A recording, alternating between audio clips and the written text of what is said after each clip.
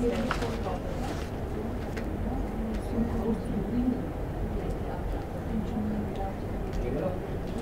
some upload going on? Is some upload going on? No. It says the YouTube is saying data not receiving at the right speed. Some internet users.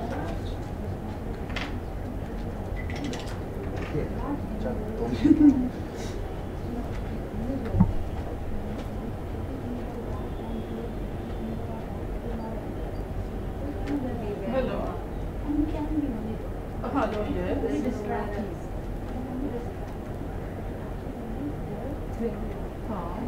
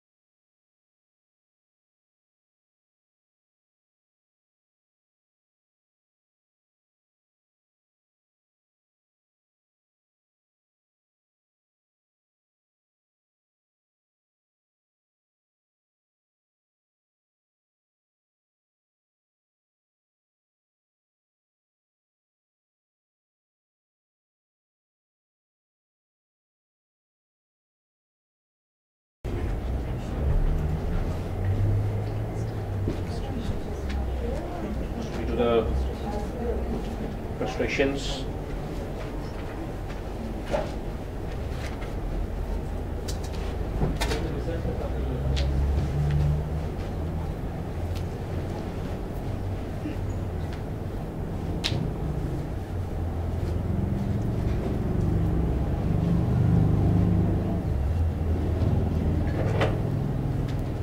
Anila, maybe you can lead us, please.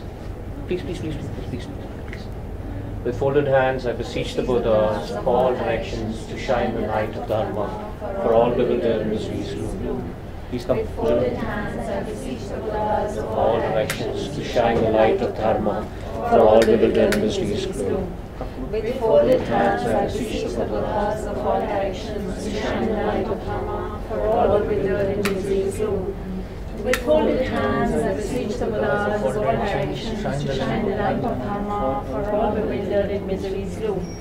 With folded hands, I beseech the Buddhas of all directions to shine the light of Dharma for all bewildered in misery's gloom. With folded hands, I beseech the Buddhas of all directions to shine the light of Dharma for all bewildered in misery's gloom. With folded hands, I beseech the Buddhas of all directions to shine the light of Dharma for all bewildered in misery's gloom. With folded hands, I beseech the Buddhas of all directions to shine the light of Dharma for all bewildered in misery's gloom. With folded hands, I beseech the Buddhas of all directions to shine the light of Dharma for all bewildered miseries. With folded hands, I beseech the Buddhas of all directions. Please come, for all bewildered miseries. With folded hands, I beseech the Buddhas of all directions to shine the light of Dharma for all bewildered miseries.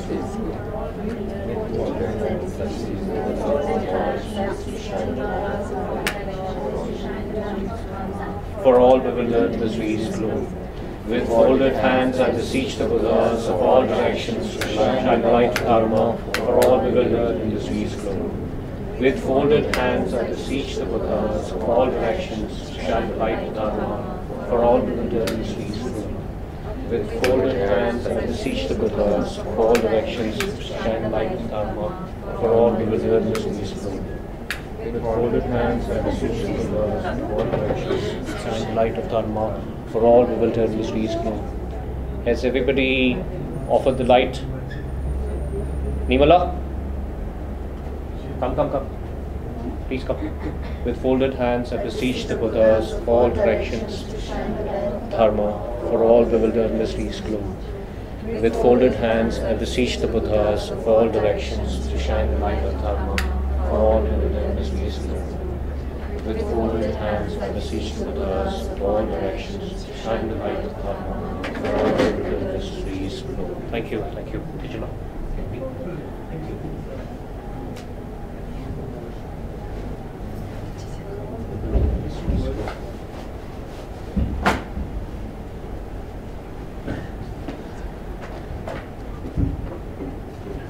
So we'll start by setting our motivation, which consists of three parts, both what to visualize and how to visualize. So visualize the refuge field, all the Buddhas and Bodhisattvas in the space in front of you. And the Bodhicitta field, all are the apparent sentient beings along with you. And the purpose of the practice to uncover the seed of perfection with the Bhagavad Garbha within us. So with that, we'll start with the prayers. Enthused by great compassion, you taught the immaculate Dharma to dispel all perverted views. To you, the Buddha Gautama, I pay homage. Enthused by great compassion, you taught the immaculate Dharma to dispel all perverted views. To you, the Buddha Gautama, I pay homage. Enthused by great compassion, you taught the immaculate Dharma to dispel all perverted views. To you, the Buddha Gautama, I pay homage. Gandhi tunse nirsomne tava thamche pampeche thampeche tunze pe gotan pela chakselo. Independent origination, there is no ceasing, no arising, no annihilation, no permanence, no coming, no going, no separateness and no sameness. I prostrate to the consummate Buddha, the supreme among all teachers, the one who taught this peace which is freed of elaborations. Gangi Tenteng Delwarajum, Gapa Mepa Ke Mepa, Chepa Mepa Tak Mepa, Oma Mepa Dro Mepa, Kate Donin Donchitme, Tropa Nishi Shitanpe, Sangye Manamki, Dhampa Dhela Chatselo. I prostrate to the mother of the hearers, the bodhisattvas and the buddhas, who through the knowledge of all leads hearers seeking pacification to complete peace, who through the knowledge of paths causes those helping migrators to achieve the aims of the world, and who through the possession of omniscience helps the viewers expound a variety of teachings. Nilher Shiva Solnam Kunshe Niki Nishe Trise Ganye Dhan Drola Pen Paraje Nam Namshe Niki Chipen Nukse Hakam Kamda Yanda Tente Tumnam Nampa Kunden Napso Di Sumpa Nilher Janjuk Sempe Satmat Yekini Natapsedo. The one who has transformed into the reliable guide, motivated by altruism to benefit sentient beings, the teacher, Sugata, and protector, to you I make prostrations. Sema Ragyurpa, Drola, Penshepa, Donpa, Deshe, Kyobla, Tsakspelo.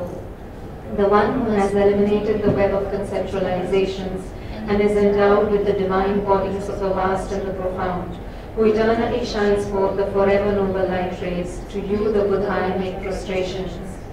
Tope Drava Nam Selching, Sapching Gete Kumoma, Hundu Zanko Ozeda, Humne Chola Chatselo.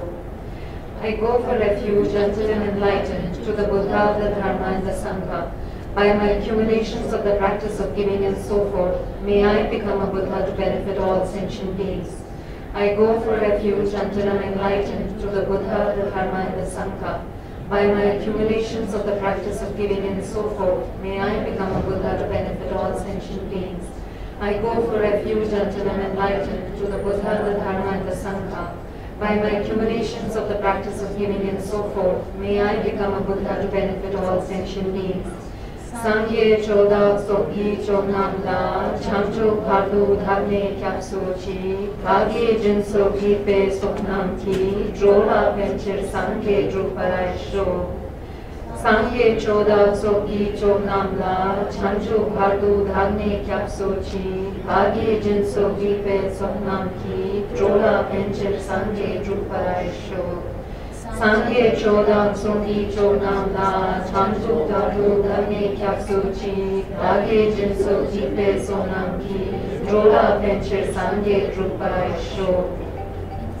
By wisdom and compassion, today in Buddha's presence, I generate the mind of full awakening for the benefit of all sentient beings. Om Ye Dharma Ye Tu Prabhava Ye Tum Tesham Tathagato Yavatat Tesham Chayo Nirodha Evam Pari Mahashamanaye Swaha. Om Ye Dharma Ye Tu Prabhava Ye Tum Tesham Tathagato Yavata Tesham Chayo Nirodha Evam Vadi Mahashamalaye Swaha. Om Ye Dharma Ye Tu Prabhava Ye Tum Tesham Tathagato Yavata Tesham Chayo Nirodha Evam Vadi Mahashamanaye Swaha. All phenomena arise from causes. The causes are taught by the Tathagata. The cessation of the causes as well is taught by the great seer. Profound, peaceful, elaboration-free, clear light and non-composite. Such is the nectar-like dharma I have discovered. Finding no one to fathom this teaching, in silence I will retire into the woods. Sabshi Chodre Lozel Dumajne, Dusi Tabu Choching Kumune, Sula Shekang Roa Minupe, Nima Nangi Nasu Neparja. Beyond utterance, thought and expression is the perfection of wisdom, which is unborn, unceased, and has the nature of space. It is the object of apprehension of self-realized wisdom. To you, the mother of the Buddhas of the 3 times, I pay obeisance. Masam Jome Sharat Parol Chin, Make Mi Gamam Kainu Moni, Sosorang Reyeshe Joyupa, Dusum Yelva Yumla Tatselo. The Guru is the Buddha, the Guru is the Dharma, likewise the Guru is the Sangha. The Guru is the source of all. I go for refuge in the Guru. Lama Sanghe Lama Che, Deshin Lama Gendunte, Pundi Jela Lama Yin, Lama Nanda Chatse Lo.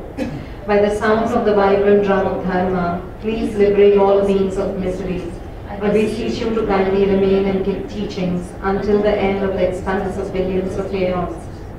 Nak Chenpa Drayeni, Senchen Dunya Thali Ching, Kelpa Jeva Samyesu, Churtam Jeching Shuk So.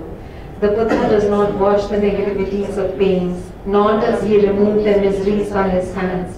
His spiritual realizations are not transferred to them. It is by teaching the truth of suchness that beings are liberated. Thupnam Depa Choye Mitru Sheng, Droe Dunyel Chagi Vinsela, Niki Tumpa Jena Pomente, Chani Denpa Tenpan Jumar Pure. With folded hands, I beseech the Buddhas of all directions to shine the light of Dharma for all the withered in history's gloom.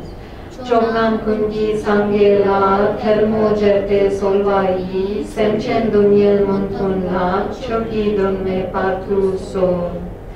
If you are attached to this life, you are not a spiritual practitioner. If you are attached to samsara, you have no renunciation. If you are attached to your own self-interest, you have no bodhicitta. If there is grasping, you do not have the view.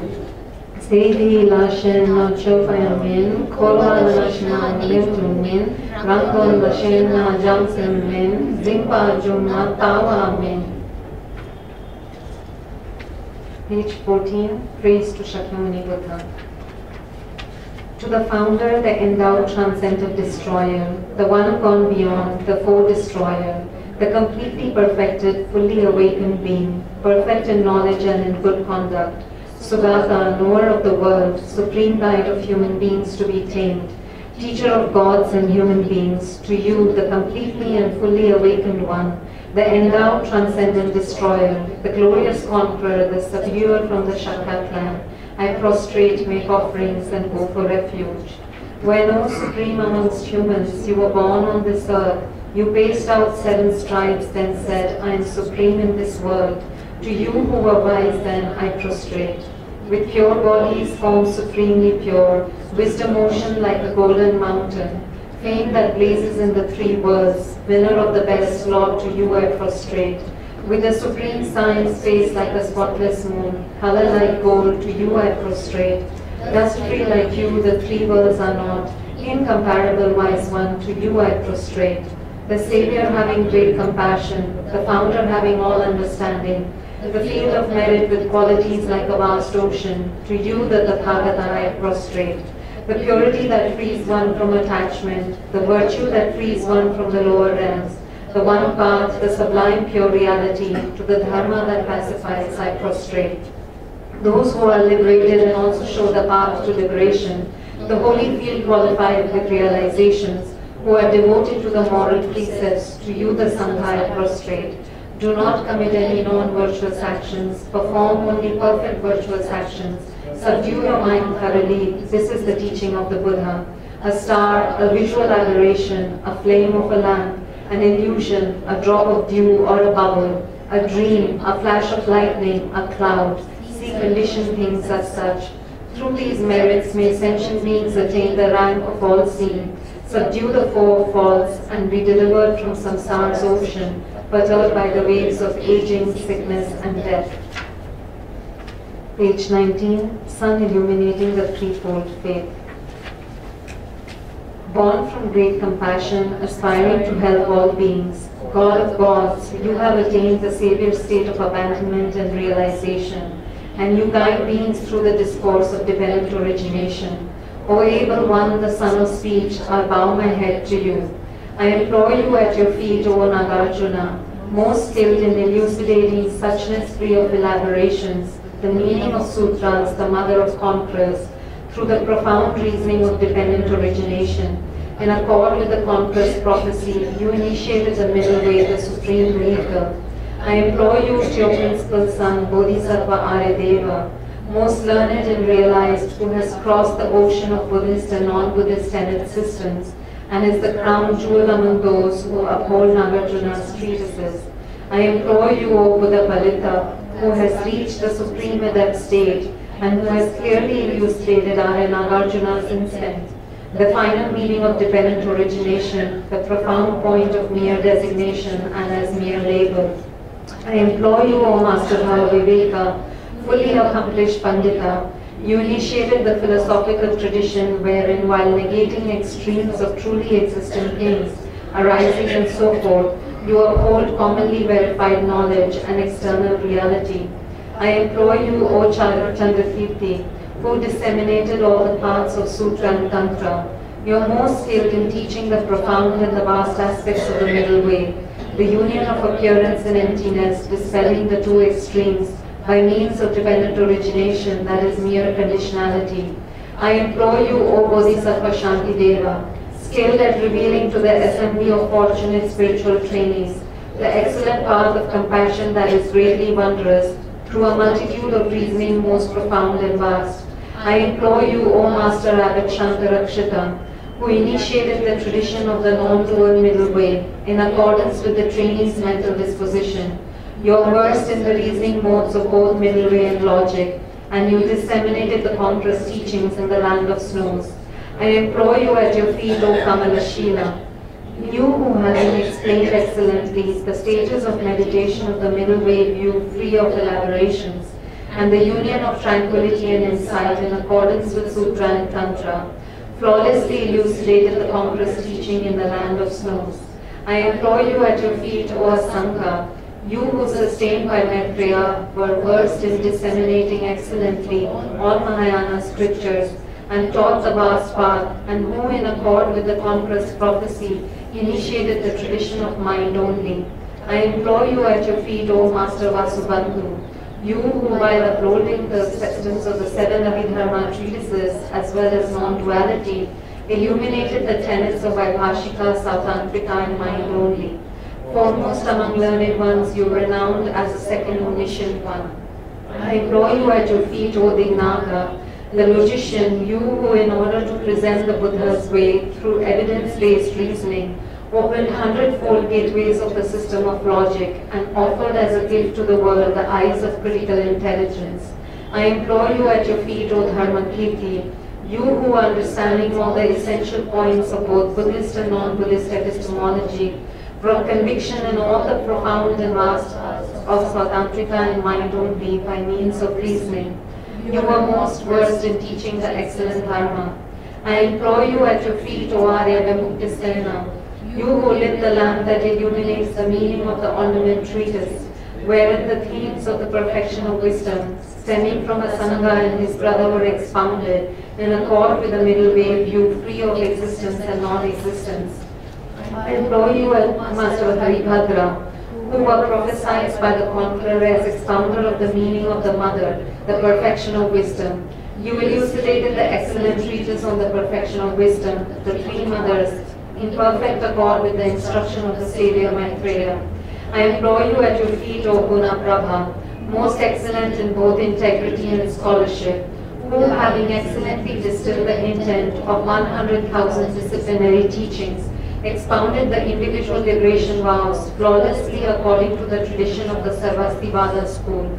I implore you at your feet, O Shaktaprabha, supreme upholder of discipline, who reigned over the treasury of the qualities of the three trainings, in order to disseminate the stainless Vinaya teachings for a long time.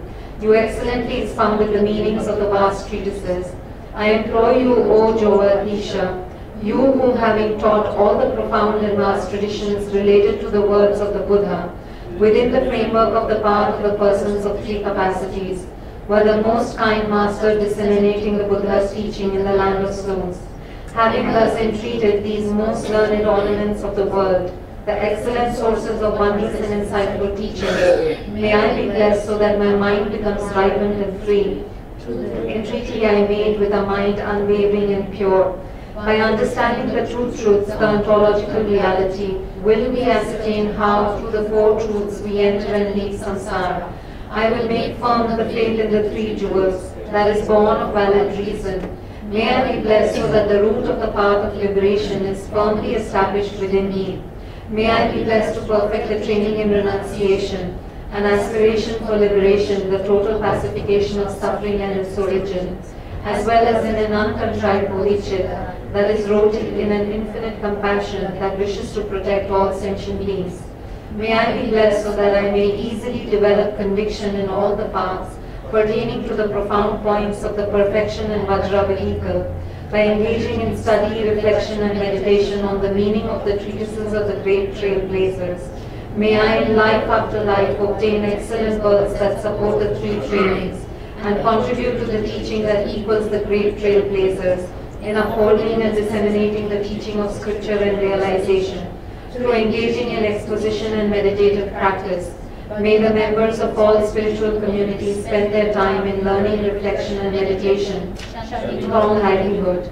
Through the proliferation of sublime masters, may the great face of the earth be purified throughout all time. Through the power of this supplication, may I traverse all the paths of Sutra and Tantra and swiftly attain the state of conqueror's omniscience, characterized by spontaneous realization of the two purposes. May I work for the welfare of sentient beings as long as space remains. Page 31, Heart Sutra Mantra.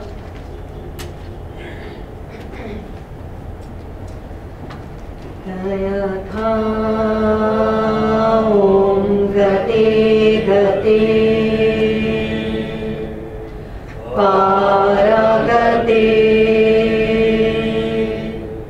Parasangate Bodhi Swaha Tayatha Om Gate Gate Paragate Parasangate Bodhi Swaha Om Gate Gate Paragate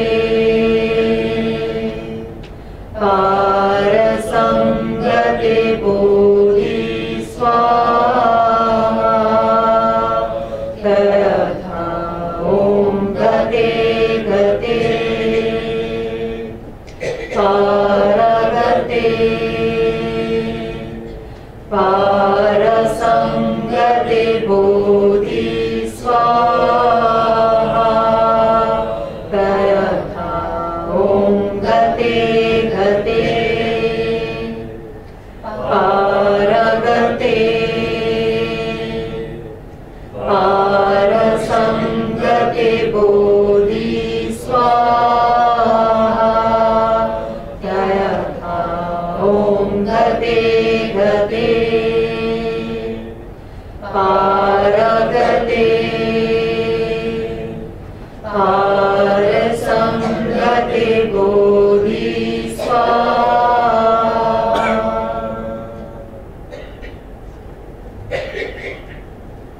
Page 32, 8 verses of mind training. With a determination to achieve the highest aim for the benefit of all sentient beings, which surpasses even the wish-fulfilling gem, may I hold them dear at all times. Whenever I interact with someone, may I view myself as the lowest amongst all, and from the very depths of my heart, hold others as superior. In all my deeds, may I probe into my mind, and as soon as mental and emotional afflictions arise, as they endanger myself and others, may I strongly confront them and avert them. When I see beings of unpleasant character, oppressed by strong negativity and suffering, May I hold them dear, for they're rare to find, as if I have discovered a jewel treasure. When others out of jealousy treat me wrongly with abuse, slander, and scorn, may I take upon myself the defeat and offer to others the victory. When someone whom I have helped or in whom I have placed great hopes mistreats me in extremely hurtful ways, may I regard them still as my precious teacher. In brief, may I offer benefit and joy to all my mothers, both directly and indirectly. May I quietly take upon myself all hurts and pains of my mothers. May all this remain undefiled by the stains of the 8 mundane concerns. And may I, recognizing all things as illusions, devoid of clinging, be released from bondage. From my true collections vast as space that I have amassed, from working with effort at this practice for a great length of time, may I become the chief leading Buddha for all those whose minds' wisdom eye is blinded by ignorance. Page 37, short mandala offering. We'll read from the 4 dharmas of Venerable Gampopa. May I be blessed that my mind is directed towards the dharma. May I be blessed that my dharma practice is on the proper path. May I be blessed that the path is freed of flaws. May I be blessed that all flaws are seen in the light of exalted wisdom. The 4 dharmas of Venerable Bhikshu Mahasattva. Becoming frustrated with ignorance that grasps at true existence, please bless me to generate genuine renunciation, seeing all aspects of samsara as viciously repulsive. Please bless me that my mind stream overflows with the precious bodhicitta that cherishes others more than myself. Please bless me to have an immaculate experience of the wisdom of emptiness that does not even see an atom of intrinsic reality on the basis of understanding how things come into being by dependent origination through mere conditioning. Please bless me that my mind stream overflows with the precious wisdom of the non-duality of bliss and emptiness. Page 39, the foundation of all good qualities. The foundation of all good qualities is the kind and perfect pure Guru. Correct devotion to him is the root of the path. By clearly seeing this and applying great effort, please bless me to rely upon him with great respect. Understanding that the precious freedom of this rebirth is found only once, is greatly meaningful and is difficult to find again, please bless me to generate the mind that unceasingly day and night takes its essence. This life is as impermanent as a water bubble. Remember how quickly it decays and death comes. After death, just like a shadow follows the body, the results of virtuous and non-virtuous karma follow. Finding firm and definite conviction in this, please bless me always to be careful, to abandon even the slightest negativity and accomplish all virtuous deeds. Samsaric splendors are unsatisfying and unreliable. Seeking them is the door to all sufferings. Recognizing these shortcomings, please bless me to generate a strong wish for the bliss of liberation. Led by this pure thought, mindfulness, alertness, and great caution arise. The root of the teachings is keeping the Pratimoksha vows. Please bless me to accomplish this essential practice. Just as I have fallen into the sea of samsara, so have all other migratory beings. Please bless me to see this, trained in supreme bodhicitta, and bear the responsibility of freeing migratory beings. Even if I develop bodhicitta, but I don't practice the 3 types of morality, I will not achieve enlightenment. With my clear recognition of this, please bless me to practice the bodhisattva vow with great energy. Once I have pacified distraction to wrong objects and correctly analyzed the meaning of reality, please bless me to generate quickly within my mind stream the unified path of calm abiding and special insight. Having become a pure vessel by training in the general path, please bless me to enter the holy gateway of the fortunate ones, the supreme Vajra vehicle. At that time, the basis of accomplishing the 2 attainments is keeping pure vows and samaya. As I have become firmly convinced of this, please bless me to protect these vows and pledges like my life. Then, having realized the importance of the 2 stages, the essence of Vajrayana, by practicing with great energy, never giving up the 4 sessions, please bless me to realize the teachings of the Holy Guru. Like that, may the Gurus who show the noble path and the spiritual friends who practice it have long lives. Please bless me to pacify completely all outer and inner hindrances. In all my lives, never separated from perfect gurus, may I enjoy the magnificent Dharma by completing the qualities of the stages and paths. May I quickly attain the state of Vajradhara. Kindly turn to page 251.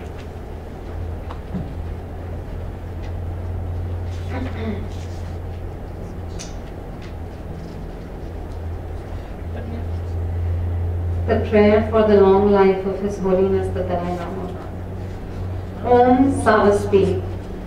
To the assembly of most kind teachers, both present and past, the miraculous dance of the body, speech and mind of innumerable Buddhas, manifesting in accord with aspirant spiritual capabilities, the wish-granting jewel, the source of all virtues and goodness, to you we offer our prayers with fervent devotion, that Tenzin Gyatso, protector of the land of snows, live for 100 aeons. Shower on him your blessings so that his aspirations are fulfilled without hindrance. To the assembly of all meditational deities, manifesting as countless mandalas and divinities, the magical clouds of immaculate transcendent wisdom, reaching to the farthest expanse of the space of ultimate reality, to you we offer prayers with fervent devotion, that Tenzin Gyatso, protector of the land of snows, live for 100 aeons. Shower on him your blessings so that his aspirations are fulfilled without hindrance. To all the victorious Buddhas of the three times, endowed with 10 powers and who are even masters of the gods, and whose attributes of perfection are the source of all compassionate deeds, benefiting the vast ocean-like realm of sentient beings, to you we offer prayers with fervent devotion, that Tenzin Gyatso, protector of the land of snows, live for 100 aeons. Shower on him your blessings so that his aspirations are fulfilled without hindrance. To the assembly of sacred doctrine embodied in the three vehicles, supremely serene, a jewel treasure of enlightenment, stainless, unchanging, eternally good, and the glory of all virtues, which actually liberates beings from the sufferings of the three worlds, to you we offer prayers with fervent devotion, that Tenzin Gyatso, protector of the land of snows, live for 100 aeons. Shower on him your blessings so that his aspirations are fulfilled without hindrance. All members of the enlightening noble spiritual community who never stray from the thoroughly liberating adamantine city, who possess the wisdom eye that directly sees the profound truth, and the highest valor to destroy all machinations of cyclic existence, to you we offer prayers with fervent devotion, that Tenzin Gyatso, protector of the land of snows, live for 100 aeons. Shower on him your blessings so that his aspirations are fulfilled without hindrance. To the assembly of heroes and dakinis, heavenly beings of the three worlds, who appear in the highest paradise, in the sacred places and in the cremation grounds, and who through creative play in the 100-fold experiences of bliss and emptiness, support practitioners in their meditation on the excellent path, to you we offer prayers with fervent devotion, that Tenzin Gyatso, protector of the land of snows, live for 100 aeons. Shower on him your blessings so that his aspirations are fulfilled without hindrance. The ocean of protectors endowed with eyes of transcendent wisdom, the powerful guardians and upholders of the teaching, who wear inseparably on their matted locks the knot symbolizing their pledge to the Vajra holder.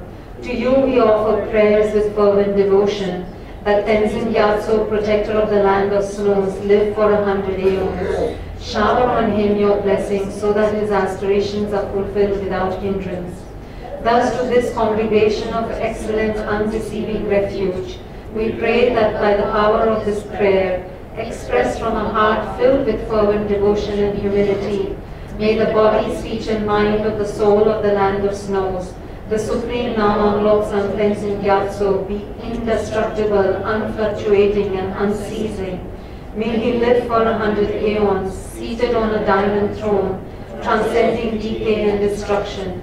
You are the jewel heart, embodying all compassionate beneficial deeds. O most courageous one, you carry on your shoulders the burden of all the Buddhas of the infinite realms. May all your noble aspirations be fulfilled as intended. By virtue of this, may the heavenly doors of the fortunate era open, eternally as a source of relief and respite for all beings, and may the auspicious signs reach the apex of existence and release, as the sacred teachings flourish through all times and in all realms. May the nectar stream of the blessings of the lotus holder always enter our hearts and nourish them with strength. May we please you with offerings of dedicated practice, and may we reach beyond the shores of perfect compassionate deeds. Through the blessings of the wondrous Buddhas and Bodhisattvas, and the infallible truth of the laws of dependent origination, and by the purity of our fervent aspirations, may the aims of my prayer be fulfilled without hindrance.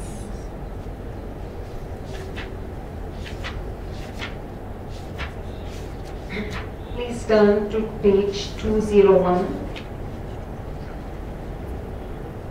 The compilation of excerpts from sutras and treatises on dependent origination and emptiness. We will read a little bit slower.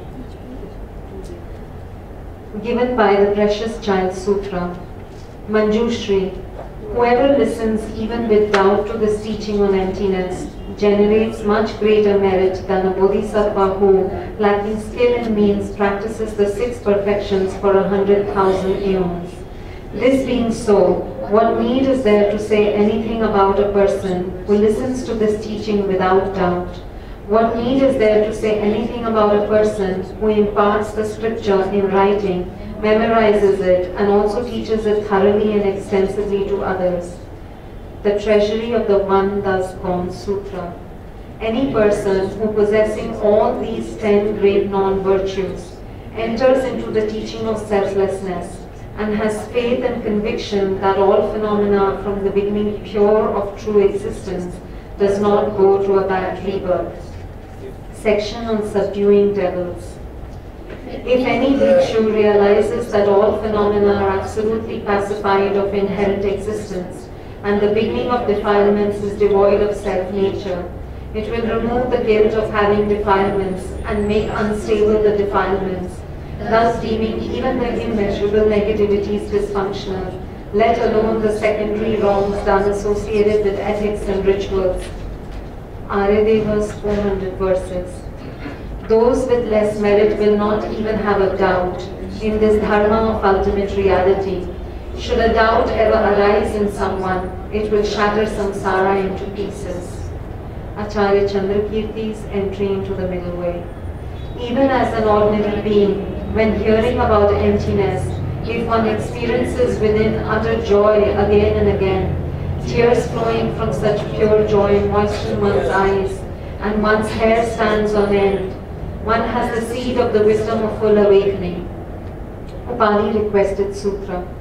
The various delightful flowers blossom, and the sparkling supreme golden abode stands so alluring.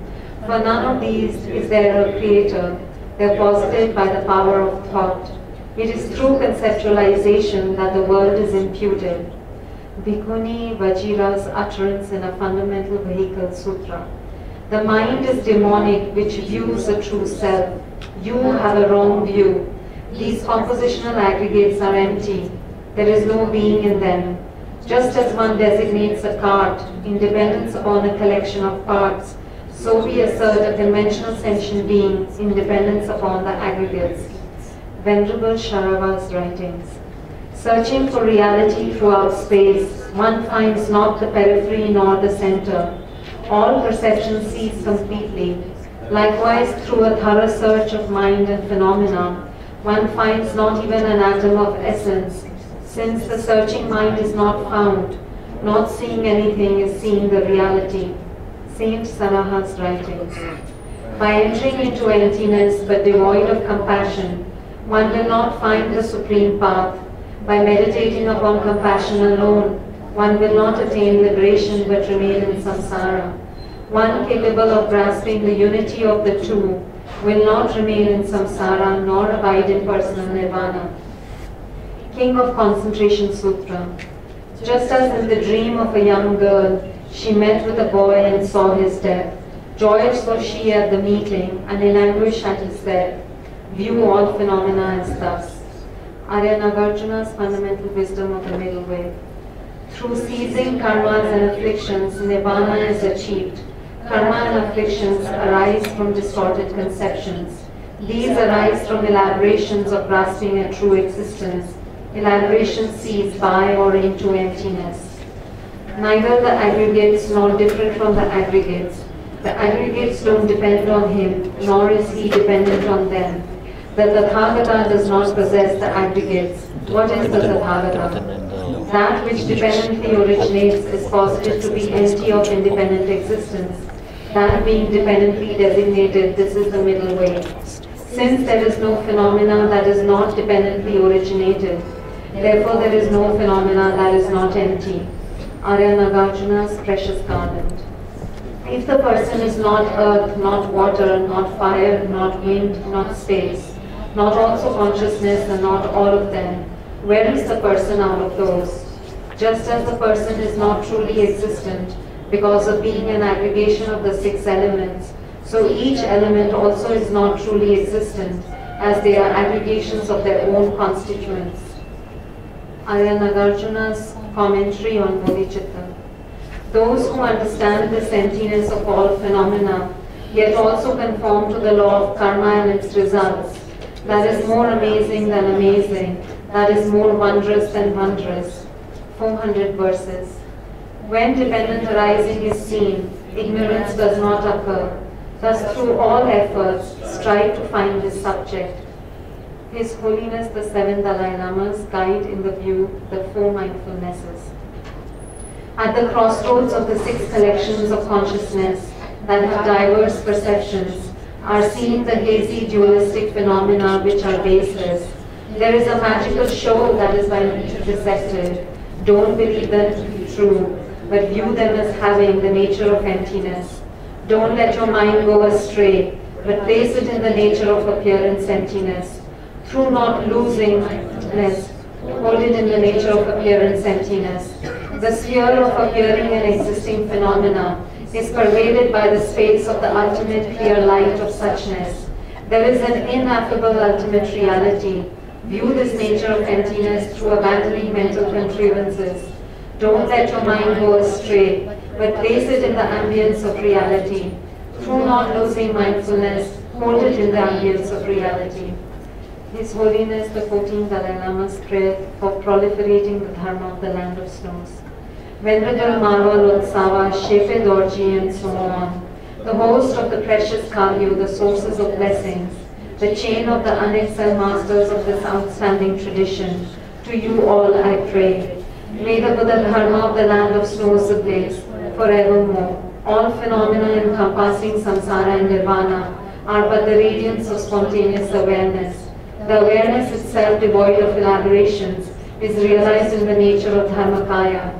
Pervading all existences and appearances of samsara and nirvana is the great Mahamudra. May the Buddha Dharma of the land of snows blaze forevermore. In praise of Dharma Dhatu. Impermanent, suffering and empty, these 3 they purify the mind.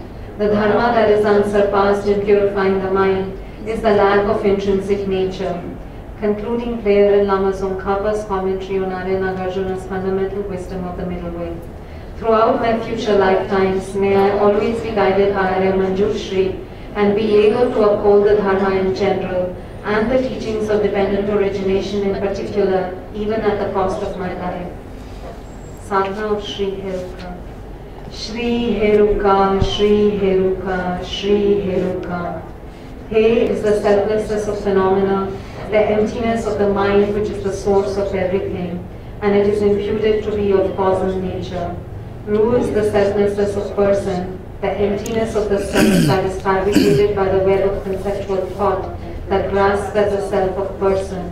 Ka is the ultimate reality, the absence of the dissonant duality of subject and object. Shri is the non-dual exalted wisdom that abides in congruence with the emptiness of the object. This is the meaning of Evam.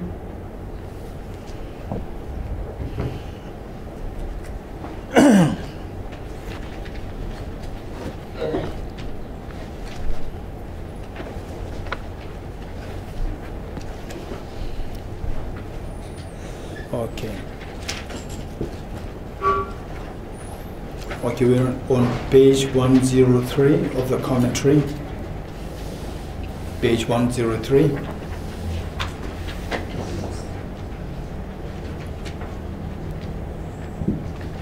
Last time we were talking about the emptiness. First, how things are posited by the subjective mind.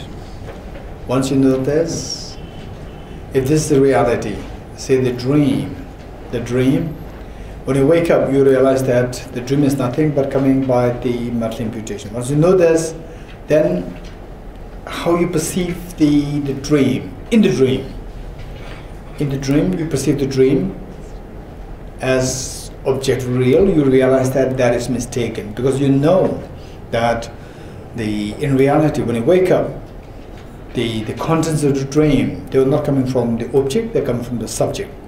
When you realize that they are all coming from the subject, and then from this you see that you'll realize that earlier what I saw as objective, that is mistaken. And now relating this to emptiness, earlier what I saw as things as objective real, that is a self-grasping ignorance. Okay, this is how we did it in two ways. One is how we come to know that things come into being by subjective imputation.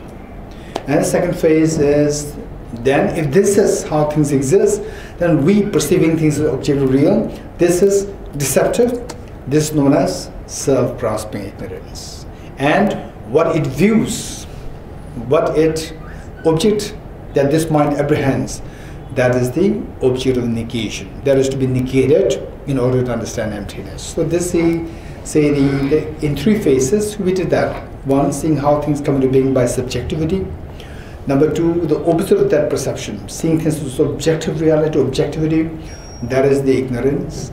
If that is the ignorance, the object that is apprehended by this ignorance is the object of negation.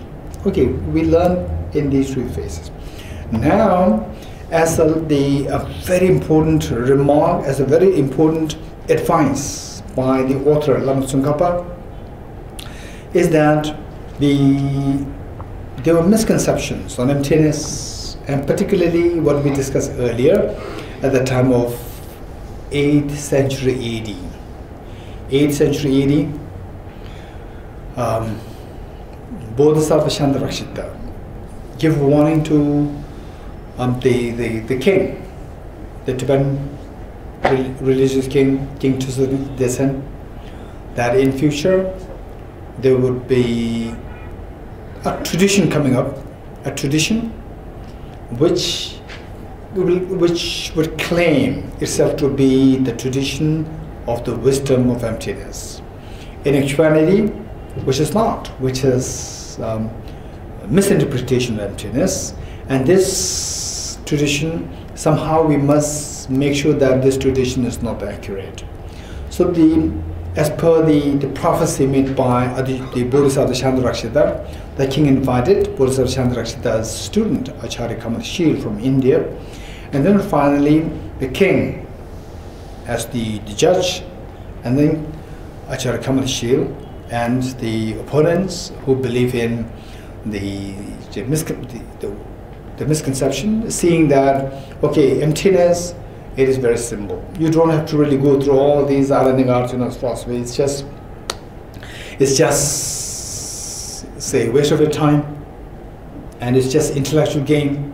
It has nothing to do with the emptiness. So this is the opponent's view. Then what is real emptiness? Is just empty your mind. Empty your mind of any thought. Empty your mind of positive thoughts, negative thoughts, virtuous thoughts, non-virtuous thoughts.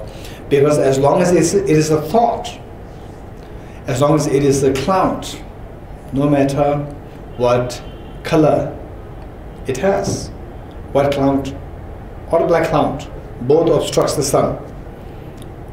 Virtuous mind, non-virtuous mind, both obstruct the seeing reality, the sun of the reality. So therefore stop all the thoughts, right? Just stop all the thoughts. This will take you to the state of the thoughtlessness.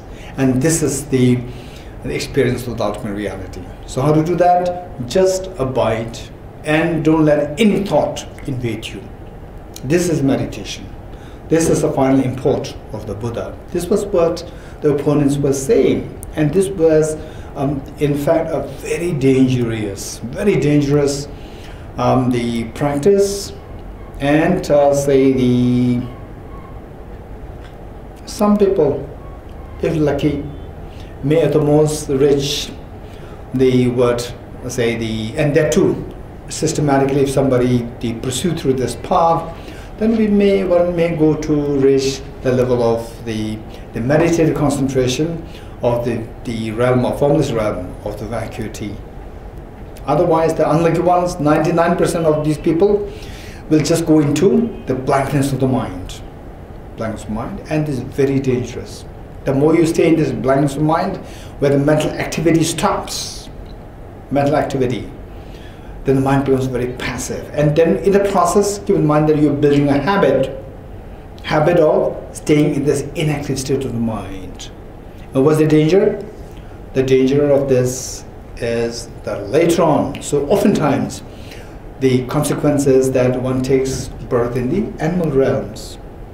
One, even if you don't take birth in the animal realms, but your mind is very slow, because you're trying to slow down your mind, thought processes, just not thinking, just suppressing your activity of the mind. And then later on, even if you take birth as a human being, somebody says, what is your name? Your thought process working so slow, no answer for a few seconds. Then you say, I see you asking what my name is.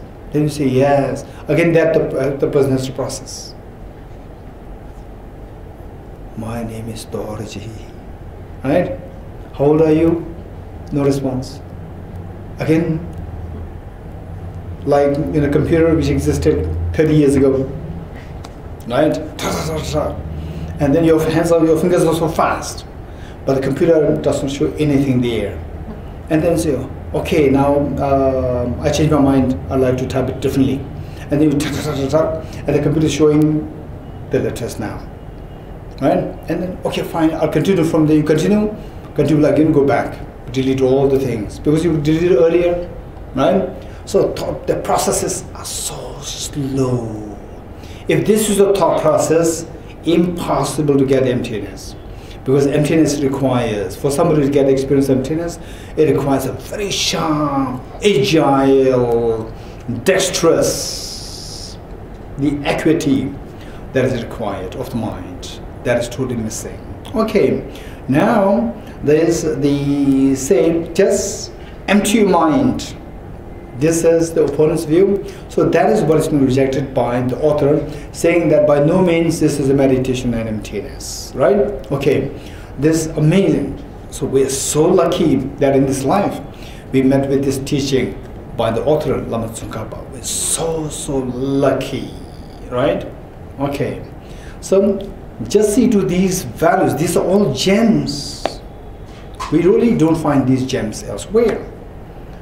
And it's not a matter, you know, the point is that you study this and then you will realize that these thought processes are so precious. Okay, let's see. Page 103. Line 1. The reason is this: when the mind operates on an object, there are three modes of conception. Conceiving that the object of observation is truly established, meaning the flower. So the flower, object of observation, the flower, object of observation, the flower, let's say the flower. Conceiving that the object of observation is truly established, meaning that one possibility is, when you look at the object, oh, this flower, it exists truly. This is one way of looking at it.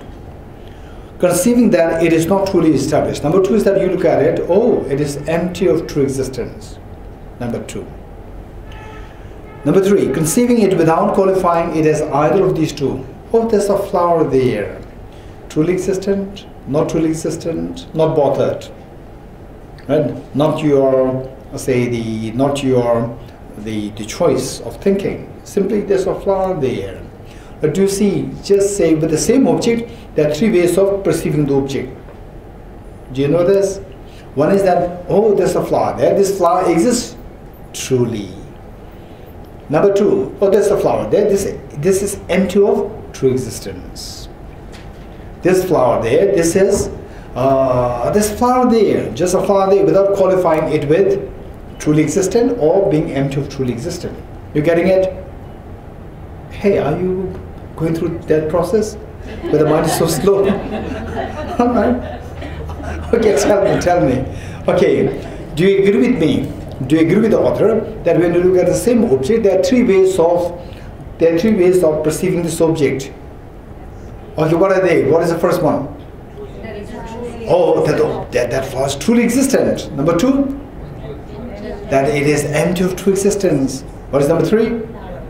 There's a flower there, right? Without qualifying it with the true existence, or neither with the true existence nor with the emptiness of true existence. Okay, these are three ways. So this is pertaining to the flower. Now, if I switch my mind from the flower to the book, if I switch my mind from the flower to the book, right? To the book. Okay. What about these three ways of apprehension of the flower? Okay. Say when I'm not looking at the flower, I'm focused on the book. Wow, this is a wonderful book. The Blaze. Even the title is amazing. The Blaze. Wow. Right. So when I'm thinking like this, so my three ways of looking at the flower. What happens to the three ways of looking at the flower? Will I see the flower as objectively real? No. No. Will I see the flower as empty of objectively real? No. Do I see the flower as, oh, there's a flower there? All these three reactions pertaining to the flower will stop. Right? It doesn't mean that I'm meditating on the emptiness of the flower. Right? The thought process with the flower stops. Right? So I empty my mind pertaining to the thought of the flower. But it doesn't mean that I'm meditating on the emptiness of the flower. You getting it? Okay, so this, the opponents, what they are saying is that just empty your mind of any thought processes. That is the meditation on emptiness. You getting it? Okay. Now, the author Lama Tsongkhapa is saying that it's not true. There are so many ways of looking at the same object. There are so many ways of looking at the same object. Simply by withdrawing your mind from one object doesn't mean that you are meditating on the emptiness of the object. Okay, let's continue reading this. Hence, although the object is not conceived to be without true establishment, meaning that although you don't see the object as truly existent,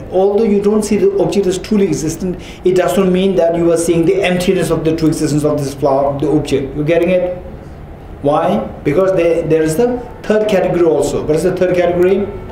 That the flower is not called, see the object but not qualified by either of the two things, that it is truly existent or that is empty of true existence, right?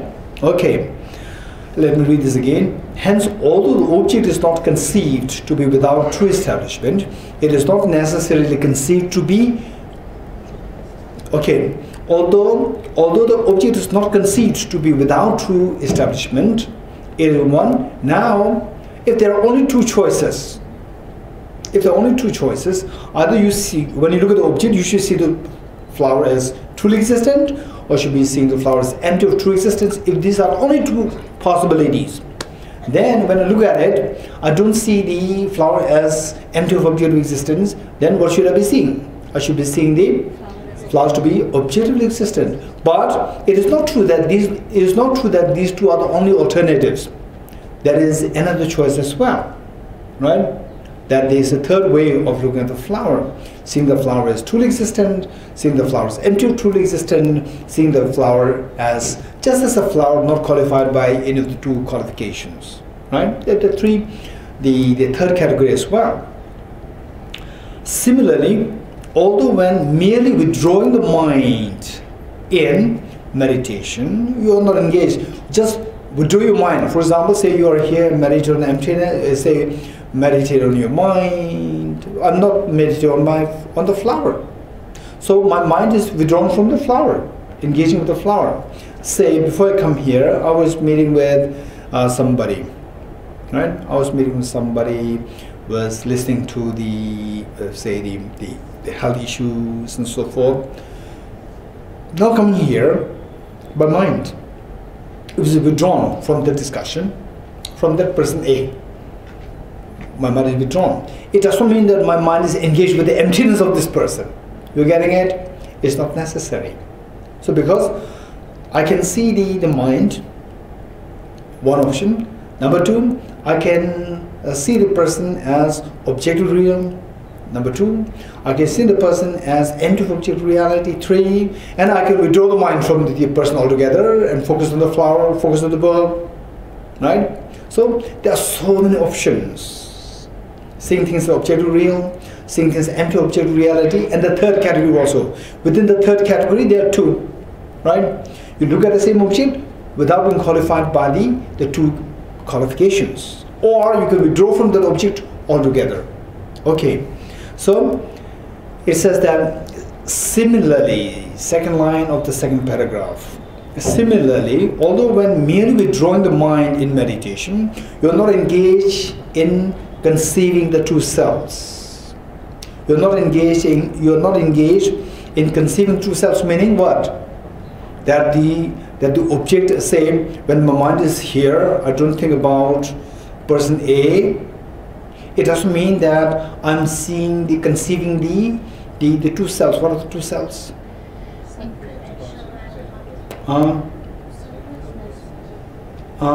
Self of a person and self of phenomena. Objective reality of the person, objective reality of the phenomena. Right? So when I pull my mind, disengage myself, withdraw my mind from the person, okay. Similar, although when merely withdrawing the mind in meditation, you are not engaged in the two selves. Although not engaged in the two selves, okay. So when merely withdrawing the mind in meditation, so this one is the translator's edition. You're getting it? What is in the bracket? Keep that in mind. Okay, let us read without the brackets. Without brackets. Similarly, although you are not engaged in the two selves, meaning that, okay, let's say my mind, okay, I'm thinking of the person with whom I had the interaction about the health issues, right? Okay, I'm thinking about this person. So what happens that although you are not engaged in conceiving the two selves, I may not be seeing the person's objective real. I may not be seeing the person related to let's say, I'm not seeing the person in the form of the selfhood of the person. I'm not seeing the aggregates as a self of the phenomena, right? I'm not conceiving any of these two selves, two objective selves. Selves meaning objective person and objective phenomena. Although my mind is not the two selves, now what is the opposite of the two selves? Two selflessnesses, right? So when my mind does not engage with the two selves, it is not necessary that I should go into the selflessness. I should engage in this selflessness. Not necessary. Why not necessary? Because there are three options. It's not just two options. Okay. You are not necessarily engaged in the two selflessnesses. For there are limitless ways of abiding in a third category of awareness, right? Limitless ways of abiding in the third category of awareness. Okay. At the same time, what I would say is that this who believed in this philosophy, just withdraw your mind from engaging in any thought processes. This is engaging in the selflessness. Whose philosophy is this? Harsham. Right, Chinese Harsham, the philosophy. Okay, now with this, let's say that what we need to be very careful. What we need to be very careful is that Some may go to the extent of saying that the practice of, say, the practice of, say, the practice of Mahamudra, practice of Dzogchen.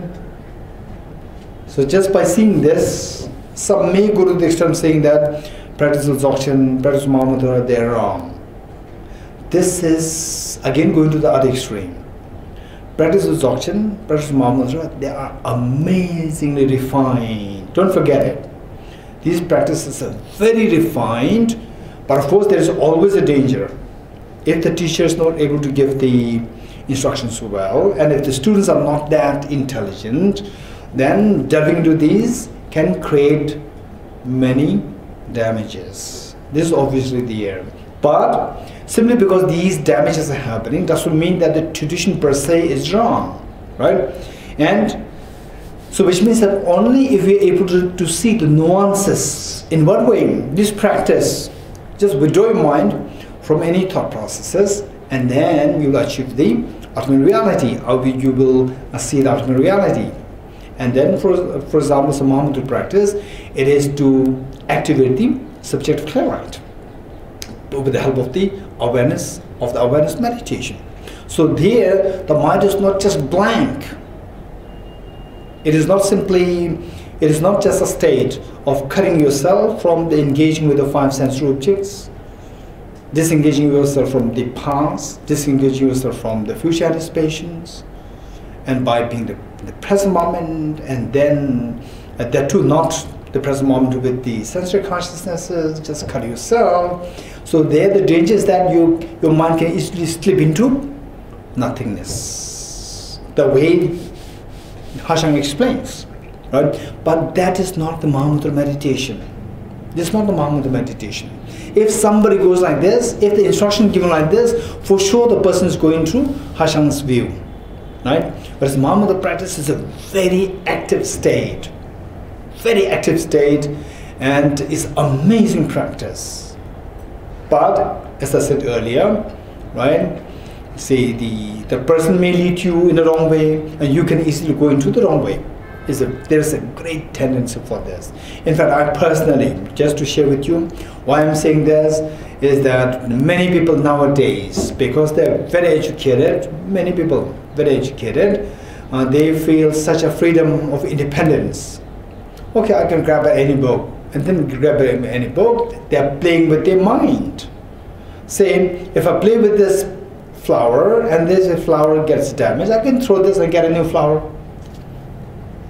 But I play with my mind, and then my mind is damaged. I cannot remove the mind and get a new mind, right? You're done. You go into a physiological damage. It's a very dangerous, very dangerous state. This was first what I saw when I was like 21 years old, 20 or 21 years old. Western girl, maybe a young girl, maybe around like 30s. Somebody asked me to translate for her, to seek the help of one teacher. And then listen to the problem. The problem was, the girl said the problem started because of some meditation. There is now, in Tibetan we call it loom problem. Loom problem. This is more like a depression problem, something to do with the depression. So there, neurological damages have happened, and then which is what the neuroscience cannot explain it yet. There's a flow of the energy happening so rampantly that you cannot control it, and the flow of the energy is accompanied by the mind. When the energy flows in your body very rampantly without a control, then the mind goes haywire. It's very dangerous. So this is what I've been hearing, what I have to listen to, many people who are having physiological disorders because of wrong meditation. So therefore, what I would suggest is that each one of us, we take care of that. We take utmost care of your own mind, right? One.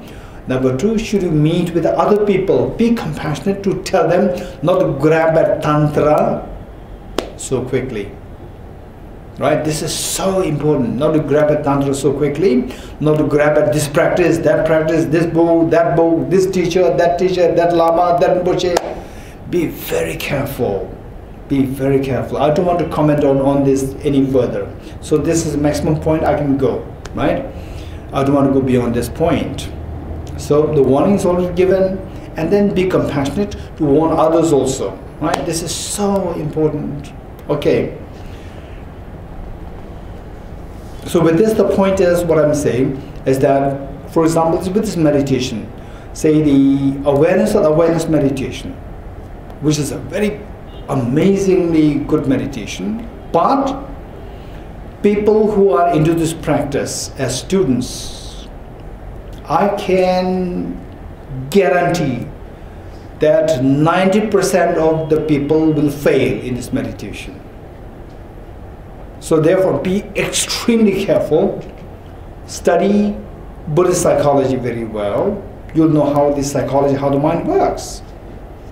You have to study this. And then you should observe your virtuous mind and the non-virtuous mind, rather than just observe the mind. Right?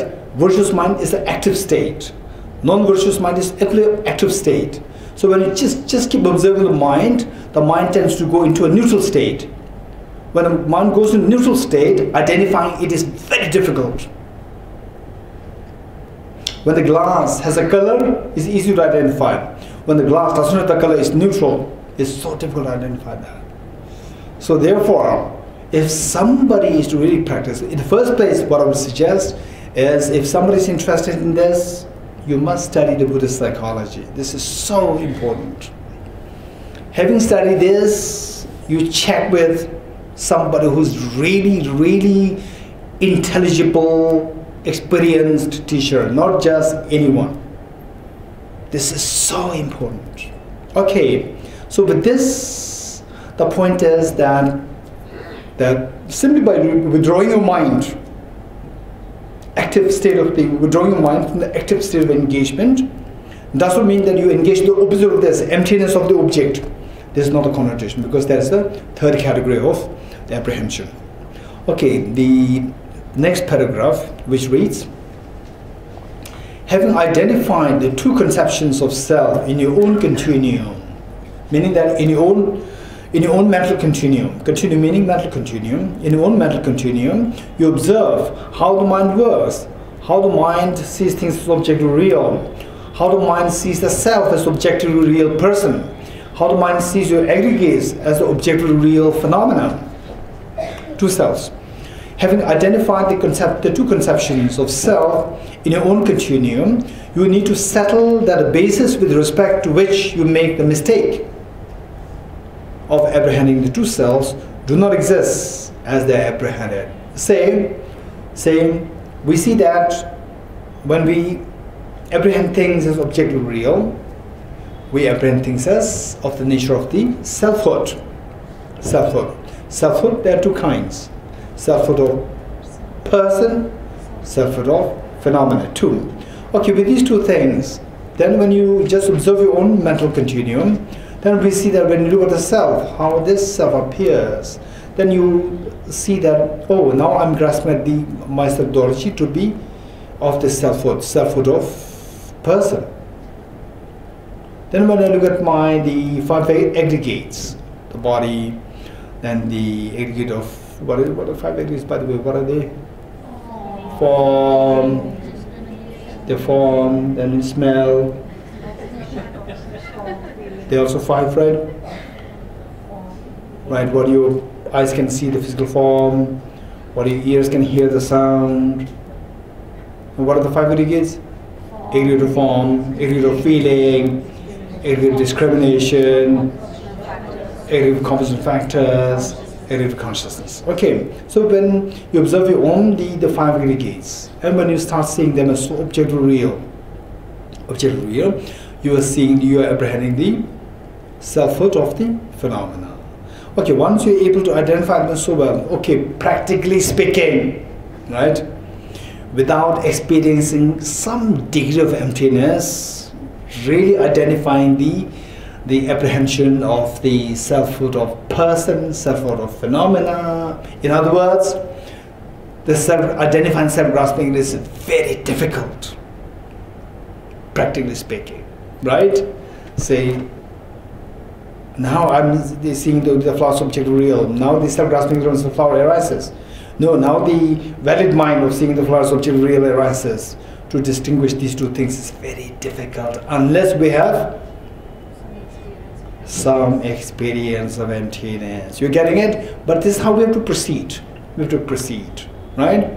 It doesn't mean that, okay, now there's no hope. This is not the point. Just keep going like this, and then they say after this, then we establish the emptiness. We establish the selflessness. And the selflessness to be established is of two kinds. What are they? Selflessness of phenomena and the selflessness of person. The two. But the two things, selflessness of phenomena. Okay, selflessness of phenomena, which is very complicated. The study, how Acharya Chandrakirti explained the selflessness of phenomena, is very complicated. Despite the complications, we must pay attention to this. We must learn this.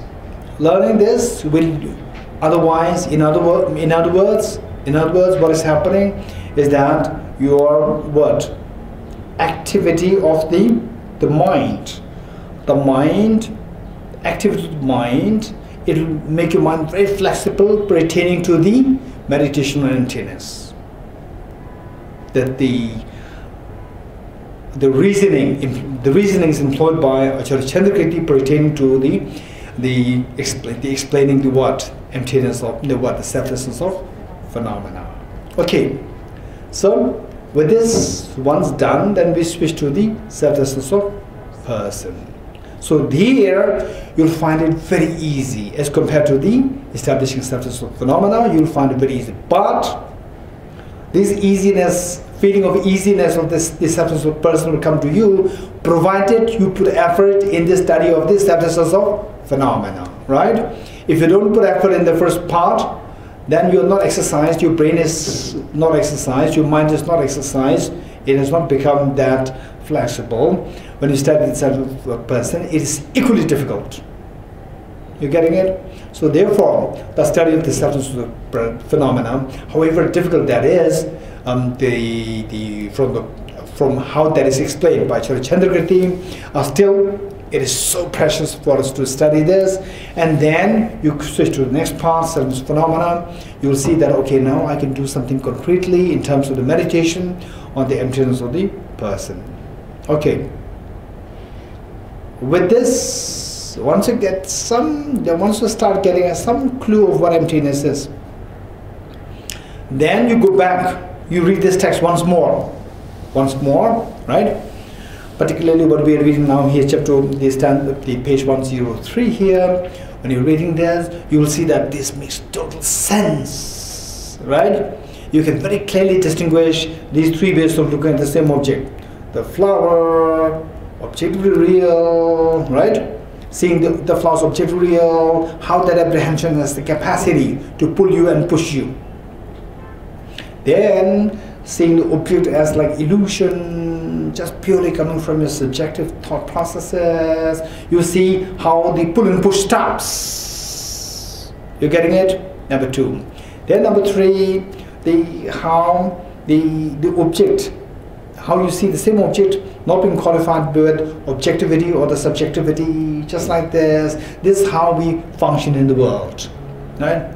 Okay, there's a good flower there, the food is good, the car is good, the car is not so good, the weather is not so good, you know, like this is how we operate. Okay, so with this, okay, let's see. The next pair, having identified the two conceptions of self in your own continuum, you need to settle that the basis with respect to which you make the mistake. The basis, for example, the flower with which you make the mistake. How do you make the mistake? See the flower as objectively real. or see the person as objectively real. What are the two bases? The phenomena and the person. Mistake. What mistake? Mistake of apprehending the two selves, seeing the flower as with this selfhood of phenomena, seeing the person as with the selfhood of person. Two selves do not exist as they are apprehended. You will realize that the two bases, the person and the phenomena, they do not exist the way our mind imputes the two selves. Otherwise, refutation and proof that are directed outward are like searching for the robber on the plain after he has gone to the woods, and hence are not to the point. So the point is that, so this is a very the popular Tibetan expression, which says that, okay, let's say that, okay, the common example which I gave here, okay, I'm a little scared here, I'm a little scared, right? And then Ankila would tell me, oh Geshe-la, don't be afraid, because there's no tiger in the hall, right? Yes, Ankila, there's no tiger in the hall, don't be afraid, no problem. Still I'm afraid. And I trust Ankila, I trust him so much because I know him since when? 7 years. Are you sure? 7 years? Yes, 7 years, 2012, right? Okay, for 7 years I know him and it's amazing. And he's really amazing, everybody should know that. Right? I trust him fully. Whatever he says, I trust him. So he said, Geshe-la, don't worry, there's no tiger in this hall. No, don't worry, no fear, have no fear. Because there's no tiger in this hall, I trust him fully. But my fear is not affected. My fear is still there. Tell me why. Why I have the fear still? Why? Is it that I don't trust him? Yes. Huh? I trust him, right? So why should I have fear? If I trust him, I have to know that there's no tiger in this hall. I should gain confidence that there's no tiger in this hall. Do I have the confidence in my... Because I trust him fully. You can trust me. Right? I trust him fully. That you have to trust me. Right? If you trust me fully, and I trust him fully, do you know that, are you sure that I know that there's no tiger in this hall? Yes. Yes. Still I'm afraid. Why? Because you're afraid of dengue mosquitoes. Because I'm afraid of dengue mosquitoes. Right? I'm not afraid of tigers. I'm not afraid of the mosquitoes. I might have malaria, dengue, chikungunya, and so forth. Right? I'm not afraid of the mosquitoes. So which means that now Ankitla's information, Ankitla's wisdom did not help to remove my fear. My fear is not because of thinking that there might be a tiger. Right? My fear is because of thinking that there might be mosquitoes which can they create malaria, dengue, and so forth. Right? Okay. So now what I'm really afraid of, what I'm really looking for is whether there's mosquitoes here. And whereas Ankitla, what information Ankitla told me, there's no tiger. These are totally unrelated. So therefore, the information that I got from Ankitla, although it is accurate, does not have any benefit for me. You're getting it? So likewise, say, you know that, say you're the robber who broke in your house, the robber ran into the woods, into the forest, and you're looking into the open plain where the robber is. You will never find the robber because he's in the woods. You're getting it? Likewise, say, what really bothers us? Tell me. Do you want suffering? We don't want suffering. How many want to get rid of suffering? Okay, we're all bothered by the suffering. We don't want suffering at all. If we don't want suffering at all, we come to realize that all these sufferings are caused by the self-grasping ignorance of the person, self-grasping ignorance of the phenomena. Right? Okay. So, if we don't identify these two things so well, and then you try to do something else, like, okay, maybe just cut all your thought processes, deactivate your mind, Activity of the mind, deactivate the mind like this. Are you really getting rid of the self-grasping, ignorance of person, self-grasping phenomena? No, these two are not at all affected by even an inch. These two are not affected. So it is like, so these two self-grasping, ignorance of person, self-grasping phenomena within you, they run into the woods, right? And then you're looking for these two where? On the plains. So these totally unrelated. So therefore, if you really want to get rid of these two things, where they are, you have to be able to identify these two well, and then get rid of these two well. Right? Okay. Let me read this once more. Having identified the two conceptions of self in your own continuum, you need to settle that the basis with respect to which you make the mistake of apprehending the two selves do not exist as they are apprehended. Right?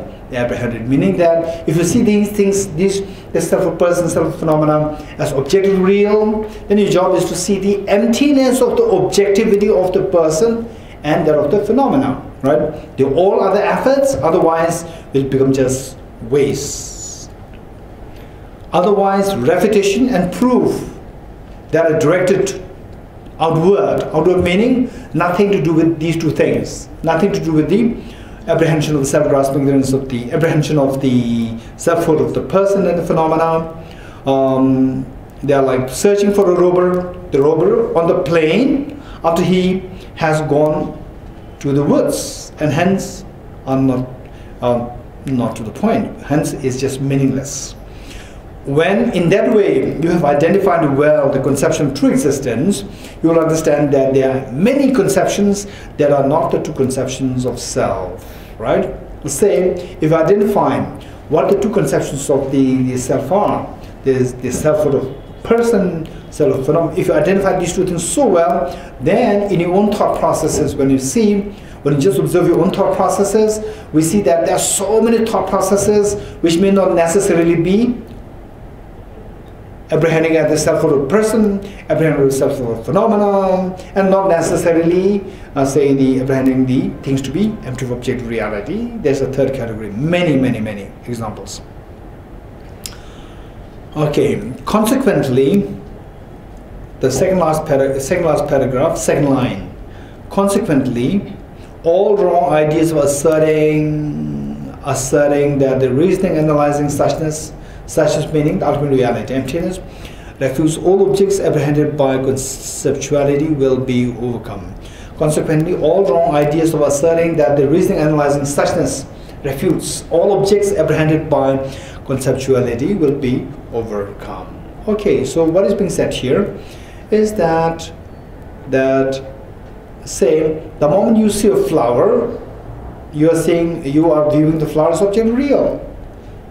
The moment you see Buddha, you are seeing the Buddha as object real. The moment you say, may I become Buddha, you are saying, may I objectively become Buddha, right? So, say any thought comes, it is like, say, grasping at the selfhood of person, selfhood of phenomena. So now, if you want to get rid of the two graspings, grasping at the selfhood of person or the phenomena, what should you do? You should cut all the thought process of Buddha, thought process of the demons, thought process of samsara, thought process of nirvana, right? All these thought processes should be cut, right? So this is total mistaken view, right? If you understand what exactly is self-grasping ignorance, what exactly is the wisdom to see the absence of the selfhood of person phenomena, then you'll be able to get rid of this mistaken thought. Consequently, all wrong ideas, wrong conceptions of asserting that the reasoning, analyzing suchness, right? Reasoning, analyzing suchness, meaning the mind which sees the emptiness should be able to see the non-existence of all phenomena. So this is what they believe. So this misconception can be eradicated. Analyzing suchness refutes all objects, virtuous, non-virtuous, all objects will be refuted. Apprehended by the conceptuality, this misconception will be overcome. Okay, although there are many points stemming from these topics that should be explained, I'll not elaborate on them here as Now the author Lama Zohar is saying that there are so many points which I like to share here, but on the some have already been explained at length elsewhere. Elsewhere, meaning the great exposition of the stages of power enlightenment, Lamrim Chemo. So which in English it is in 3 volumes. So the third volume of that. And then the next one is the essence of the good explanations, which is the essence of eloquent speech. Some people translate it as essence of eloquent speech. Is Lekshe Nyingbo. Lekshe is a brilliant text.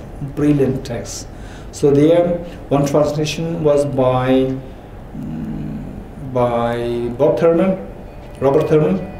and the other one was by Jeffrey Hopkins. I don't know whether he has a complete translation this, but basically it has 3 sections. It is not a huge text. But it has 3 sections. One on Chittamattha philosophy, one on Svatana Madhyamika philosophy, and the third one on Prasangika philosophy. Okay, so Jeffrey Hopkins, I think he did the first one. Second and third, I'm not too sure whether he did the translation. I'm not too sure. But Thurman, is available. Okay. Should I comment or not comment? Yeah. Okay.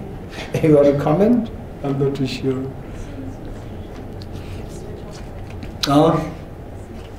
Okay. Generally speaking,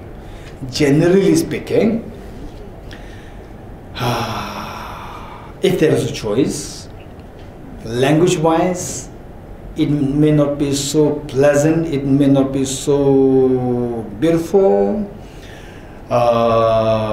Jeffrey Hopkins' translation is very reliable. Okay, not beyond this point. Okay, good. I'm not going to say anything more, right? Okay, language-wise, it may not be so beautiful. It may not be smooth. It may be very draggery sometimes. Sometimes you might have to check with the original Tibetan, not necessarily Tibetan, but somebody who has say the Tibetan from the birth, not just the Tibetan, but who is actually into this philosophy study, very systematic study. You have to refer to these people. Sometimes this is Jeffrey's translation, right? You will not understand anything from what he understands. But if you get the Tibetan word, it's just amazing. It's just like the replica of the Tibetan, right? This is beautiful. But for native English speakers, you may find it very difficult to read Jeffrey's translation. For the native English speakers. For somebody who's exposed to Tibetan, read Jeffrey Hopkins, it is like reading Tibetan. Right? Okay, so the point is that his translations are very precise, but the language may be a little difficult. It is more, not because that he doesn't have a good language. This is my supposition that he's being very loyal to the original Tibetan source. Okay, and beyond this point, I'll not comment with others, right? Okay, this is one point. Okay, next, and explanation of R.N. Nagarjuna's treatise on the middle way. R.N. Nagarjuna's, and I would say Thubten Jimba's translation, they're very good. English-wise is also smooth, and the concept-wise, very good, right? Generally speaking. And there could be technical mistakes here and there. So the ones which I translated, later on, after 1 or 2 years I read it, I see mistakes here and there. With my own things, likewise other people, they are bound to make mistakes here and there, a little bit here and there, but overall speaking, if there is a book translated by Thubten Jimba, I would say that this may be the one of the most reliable ones. Okay. And explanation of R.N. Nagarjuna's treatise on the middle way. So this translation is available. The original reasoning is available by Geshe Ngawasam Denla and J. Garfield. Okay, but for the accuracy, you have to check. I'm not going to comment on this. I do not go through this in great detail, but you have to check, right? Finally. And some will be discussed below. Okay, so finally, this commentary, Uma Gongbar herself. I'm not talking about the translation, I'm talking about the original Tibetan. So this is very refined, exceptionally refined. Okay, so this is the section that we... The next. Rachel, I had one question. Yes. Why, without some experience of emptiness, is it difficult to discern self-casting ignorance? Because is it because one part of the mind is trying to discern the other part of the mind? Can you just talk us through that? What is the reasoning for, without some experience of emptiness, it being very difficult to discern self-casting ignorance? Because some of the books also talk about this. You know, like when we try to see that if one is very happy or experiencing a difficult moment, and we try and, you know, pinpoint. So can you just say a little bit about why this, why? I don't know why. yeah. Oh yeah, I don't know why. So the best thing is study this text. Study this text. Do your own practice. Study this text. This text and the concept of the text must be thorough. One must be thorough with the text and the concept of the text, right? If possible, once we study this, but completing this text, I would suggest you to go through the root text, read it slowly, and see the flow. See the flow, then the meanings, the reasoning, the connections, the links between the different stanzas, and do it like several times. If possible, every year you study the same text at least once. You study this, and to the middle way, after the completion of the explanation, the class, the semester, right? Then every year, see if you can read it at least from beginning to the end, very slowly imbibing the meanings. Not necessarily just one word emptiness, then you see emptiness, like this, you will never finish this. Just try to go through this, if the reasoning makes sense, you are sure that you can switch to the next stanza like this, but don't really look for the perfection. As long as you get something, yes, it means like this, then after say 2 or 3 days of reading, then a very uplifted feeling should come to you. Uplifted, a very, very pleasantly uplifted feeling. Wow, it's amazing, right? Very profound, uplifted feeling should come to you. So with this, you do it every year, at least once, and if possible, on the auspicious days, right? See if you can read this text completely, right? In the monastery universities, they recite this just within like half an hour, right? But because it was translated from Sanskrit to Tibetan, and because of language and the translators, for many reasons, the Tibetan translation, and it is easy for one to memorize, whereas the English is very difficult. But if somebody who is quite good at memorizing, and if you can memorize this, it's also fine, right? Okay, so the point is that study this, and on the auspicious days, you can make it like say the reading retreat. 2 days reading retreat. Not just reading, right? Finish reading it, but reading it with the meaning reflected. So after like 2-3 days time, or say you read it, say when you do very serious study revision of this text, at least once a year. And then the reading, say like 4, 5, 6, 7, 8 times a year, or maybe like 10, 20 times a year. It's nothing in the monastery universities, right? Say like every week, the monks, they come group, they recite it every week. This is minimum. Then on other occasions, they in group, the whole group, like 1,000 monks, they recite like the half of the text, then the next time half of the text, like this. But one is as an individual, as a private person, will recite the whole, just in like, say, half an hour. Complete. Okay, so the point is, with this, what happens is your thought processes pertaining to the emptiness, it will constantly be exercised, and then slowly your experience will dawn in you. Right? Experience dawn in you, and when experience dawns in you, then what happens?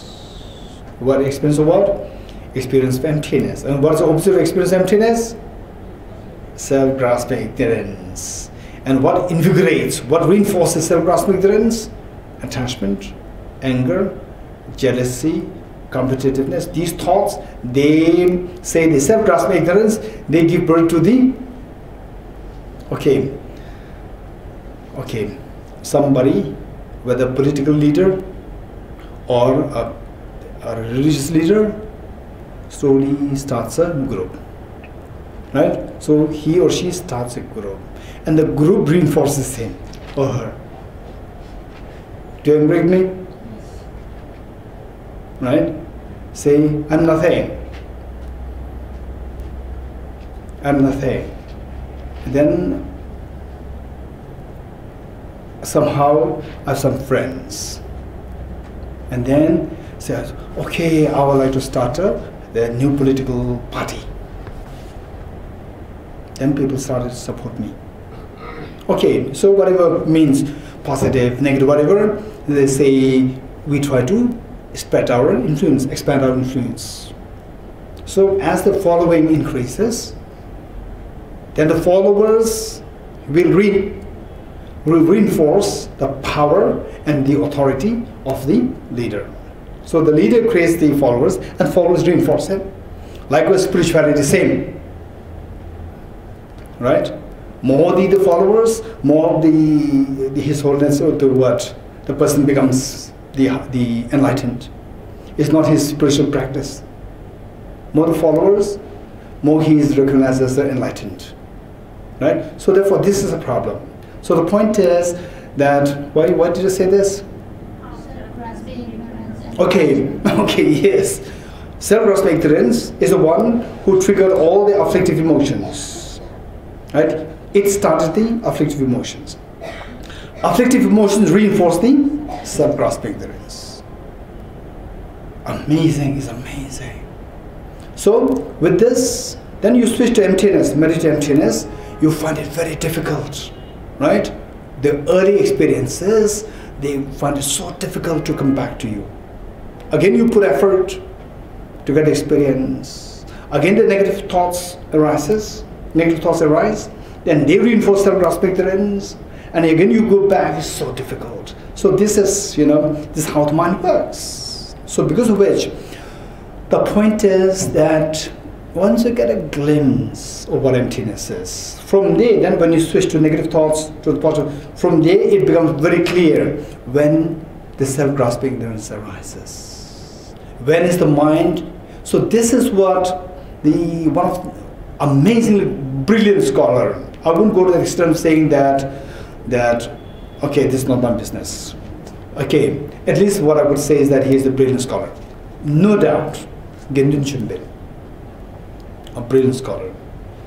What practice? Beyond my, say, the judgment. He's a brilliant scholar. So in his book, he said that how can you distinguish your mind seeing a flower and your mind seeing the objectiveness of flower? So in a way, some kind of stage of rejection, some kind of arguing against Lama Tsongkhala's presentation, saying that there are three modes of apprehending the same object. So in one way, what he was saying was a little bit the what opposing that thing. So he was saying that how can you distinguish the mind? The moment you look at the flower, you see a flower, that itself is self-grasping ignorance. This is what he said, right? And We cannot just say, oh, Lama Tsongkhapa, what he said is correct, what you said is wrong. We cannot say like this, right? We should be very, very, very unbiased. So for that matter, you have to get a little experience of what emptiness is. Once you see the emptiness, then opposite with that, you can easily see that, right? And then on that basis, say, look at your mind, how the mind reacts to the object, the flower, object is a flower, emptiness of the flower. So they are the three possibilities. Otherwise, even such a great scholar, in fact, he was one of the most brilliant scholars in Tibet before 1950. I think he passed away around 1940s, in 40s. He passed away very early, very young. He was a brilliant scholar. I won't go to the extent of saying that he's a great saint. People can make him as a saint, but I won't go to the extent. But no doubt, he's a great scholar. So, and this is what he said. So when this is a challenge for such a great scholar, so why not? It's going to be a challenge for us as well. So it is for this reason that it is very important for us, once we have some ground of the studies, then at the same time also try to meditate. And I'm telling you, a little bit of meditation. With the meditation, then what we studied will, make sense and meaning to us. Otherwise, there are so many points intellectually being discussed, yet cannot be explained fully through intellectual inquiries. It can go very complicated. The moment you meditate and you get a little bit of experience, many of these complications otherwise going in the intellectual discussion can be resolved very easily. There are many debates which keep on going like this, and then only when you do a little bit of meditation, they are very easy. Right? Okay, there are these things there. So therefore, the point is that the question is what? I don't know why, right? This point. Yeah. The point is finally we have to study it, get some ground of the studies, and do a little bit of the continue, say, employing reflection, and then also do a little bit of meditation on a daily basis, and then try to, it gets a little bit something where you have the goosebumps coming in your body, a tinge of fear coming in your mind, a tinge of, say, the physiological, the coolness coming to you, which otherwise we have never experienced before. When these indications start coming to you because as a result of the practice, then you come back to this text, come back to this page 103, and then see how it works there. You will see this. What is amazing is what Lama Tsongkhapa is saying is all just purely coming out of his experience, right? And that what you find being rejected by the other scholars, they do not really make sense. Okay. Now the next one, page 104. Okay, so I do remember having reminded you all, whether the regular participants or the online participants, I reminded you all that the outlines that you find here in the commentary, you try to write the the outlines from the commentary to the root text. And this translation is actually good, and in fact, from the two teachings which we did, one in Pinsar Ikuken, and the other one in Deer Park. So twice we did the teaching, particularly chapter 6 in a complete form. So from there, so this text translated, there's the other translation of the root text.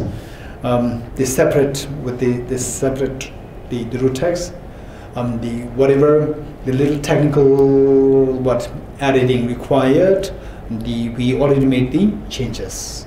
Okay, still there may be one or two more, it doesn't matter, right? Okay, so the point is, see if you can transfer, or if you can have the outlines from the commentary to the root text which is separately there, right? Okay, later on, you can just, because to read a commentary from A to Z may take you like, say like many weeks, or even months. So whereas to read the root text itself is easy, right? And then where you are not too sure about the explanation, again you can go back. Anyway, just for your information, so what I used to do was, okay, they say the entry in the middle way, chapter 6, page 14. Okay, let's say I want the stanza 12, the commentary. If I want to go to commentary, so when I was studying so well, so properly planned, with a proper planning, saying right from the study, word to word of the commentary when you're going there with the help of my teacher. So okay, this is the root text, stanza 12, and then in the commentary I go there, mark it there, page number 15 of the root text, and in the root text I say page number 105 of the commentary, like this, right? So that it was very convenient for me to the cross check, right? Look for the commentary. But here it's very easy, right? All the stanza numbers, they're all there in English. In the Tibetan we don't have that. So nowadays the new editions, they're coming with the stanzas numbers and all these things. Okay. Okay, now the page 104. Unless, now from this, unless and until there is a necessity, some very important topics have been touched by Lama Tsongkhapa in the commentary, and I will simply go directly through the root text, not reading through the commentaries. When necessary, I'll read the commentaries, otherwise I'll go directly through the root text to explain them, and all the debates, discussions, all will happen on the basis of the root text directly. You're getting it? Okay. And then say through your reading, and if you find that okay, this area which we don't understand it, feel free to bring them during the question answer session, and then in which case okay, that's best. You can bring this up in the class in the end, which of course in many cases we may not be able to go through the commentary on the spot, because it may take a long time, right? But this will be explained the next session, for the next session. Okay, now the next page 104, line 1, establishing the meaning of the scripture through reasoning. Okay, so the emptiness, how we started, if you can go back, where is the root? So this is very difficult. So we can go back, all these outlines we can track back, right?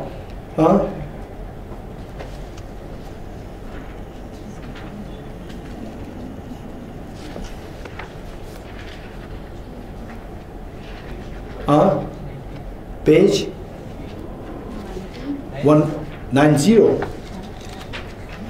Okay.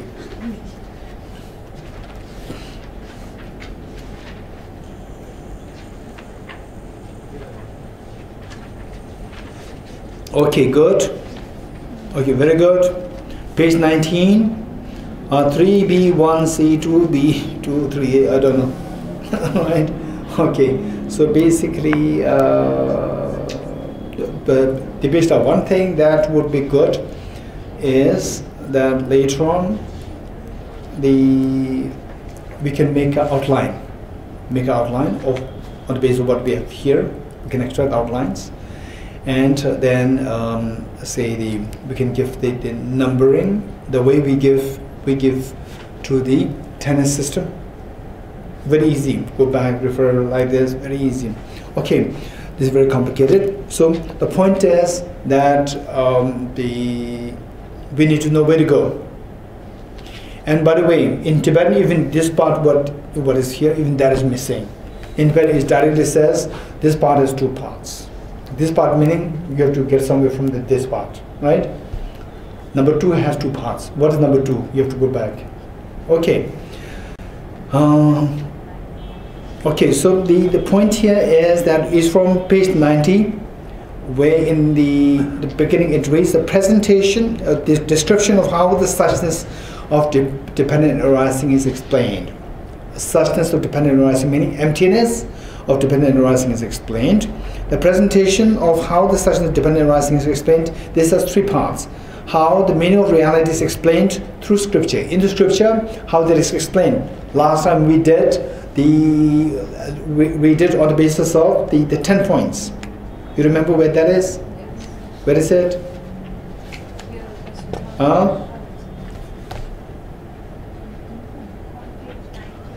Page 90 itself? Yes, the next. Yes, page 90 itself. But we were talking about the 10 points from the sutra, that the Dashabhumi Sutra. Right? Okay. So how the emptiness was explained in the sutra, starting the 10 ground, the 10 ground sutra, Dashabhumi Sutra. Now that is the sutra.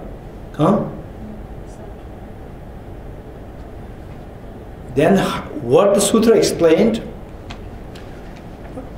by reasoning, how to establish emptiness by reasoning. 2 things. How the emptiness was taught in the sutra. Number 2, how the emptiness is to be explained through reasoning. 2 ways. Citing the sutra, we become confident, we become happy that this is not something which is created by some, say, dry intellectuals. It was rooted, it was actually taught by Buddha himself. Then when you go into the reasoning, this will give us a deep, deep conviction that yes, that's true. It is not something just to be blindly followed blindly. This is what I can rationally get it. Okay, this is reason. Okay, now with this, let's go to 104. Now in terms of how that is explained in sutra, it's already done, right? Up to this point, how that is explained in sutra and how the sutra is understood by the Svatantra Madhyamika, Prasanga Madhyamika, then the done.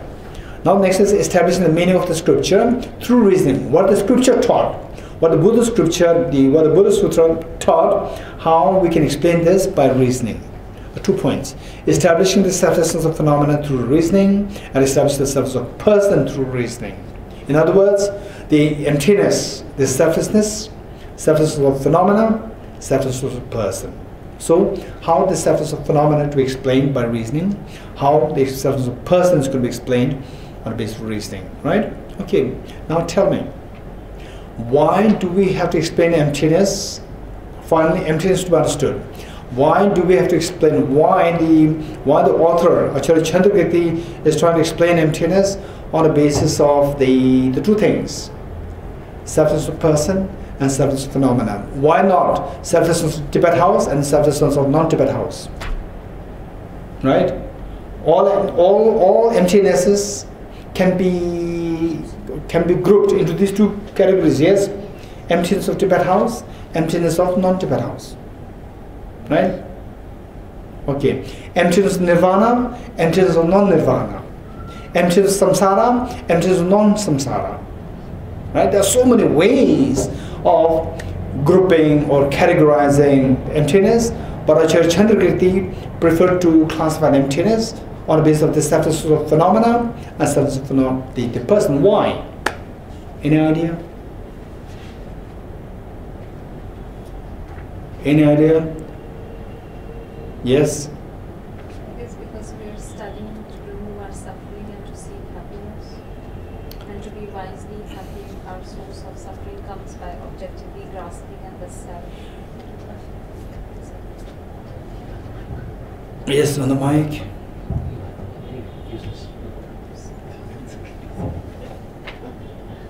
Say it again. Because we are studying about emptiness. Louder. We are studying about emptiness because Not just emptiness.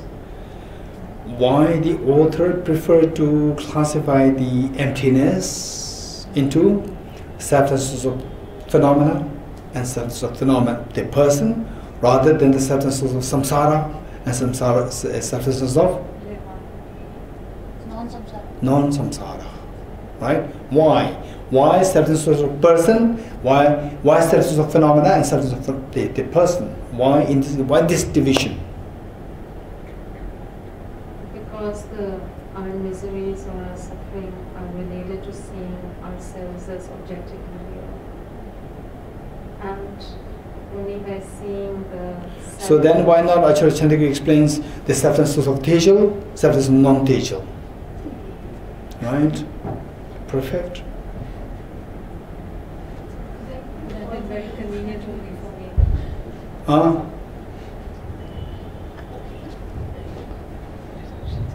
Because everything we know falls under these categories.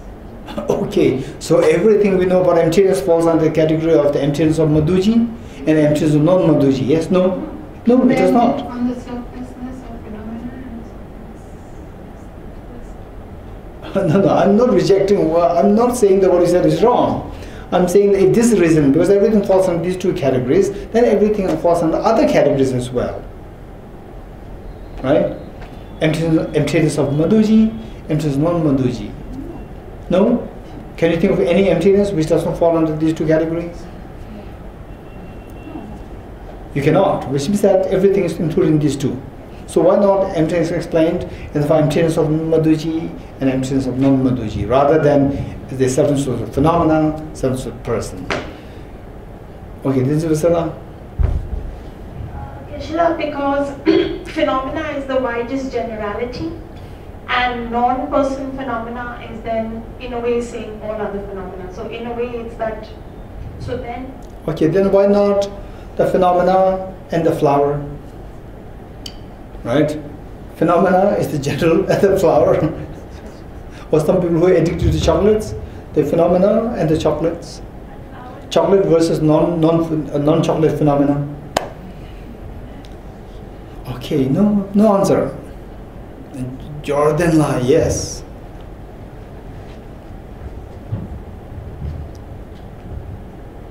Ishida, I'm trying. Chandrakirti. Who, your classmate Chandrakirti? Acharya Chandrakirti. Acharya Chandrakirti. Okay, I thought it's your classmate. Yeah. So he uses the selflessness of the person and the selflessness of phenomena. Because I think for the selflessness of person, it is more related to our the self-grasping ignorance, because of which all the affliction arises. A self-grasping ignorance to the person. Yeah. Then? So if you categorize it on the self-grasping ignorance of the person, then what is left is the phenomena. Say it again.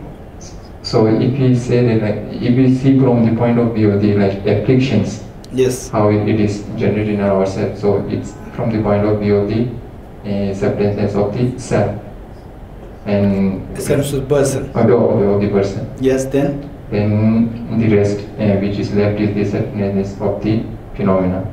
Very good. Anyone else would like to add to this? Okay, Dipesh, you want to say something? I'll try, Krishna. Everyone is scared. I'll try. This disclaimer, I'll try. Yes. I personally feel that there's this innate sense of self in everyone. Even like newborns, I've seen that they have this innate sense of self. Yes. So, and like what Stanzela said, that is, so it's much more easier to relate once you kind of go through the philosophy, learn that it's actually that innate self, that like you're saying, that we can also say, emptiness of chair and non-chair. There are so many ways of dividing it, but then it doesn't strike a chord within you in terms of the experience. So the selflessness of a person becomes easy to identify. And like, I think in the last class also you mentioned that, or maybe some other teaching that may be confusing, where I heard this, that in terms of the experience, usually selflessness of person, probably there are some scholars who say that they would realize selflessness of person before the selflessness of phenomena. So I'm not sure whether that's true, but it's probably the ease and the relation to the self That's probably the reason I feel. Okay, it's more with the relationship. This is what you're saying, more with the ease and relationship. Okay, Piala.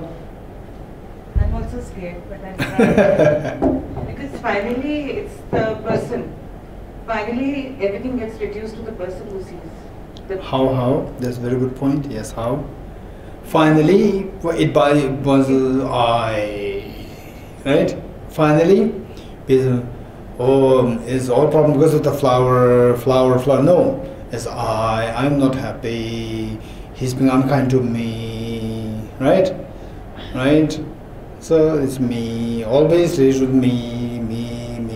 Something always to do with his self, yes? Even the phenomena, finally that also gets reduced to the person viewing. How?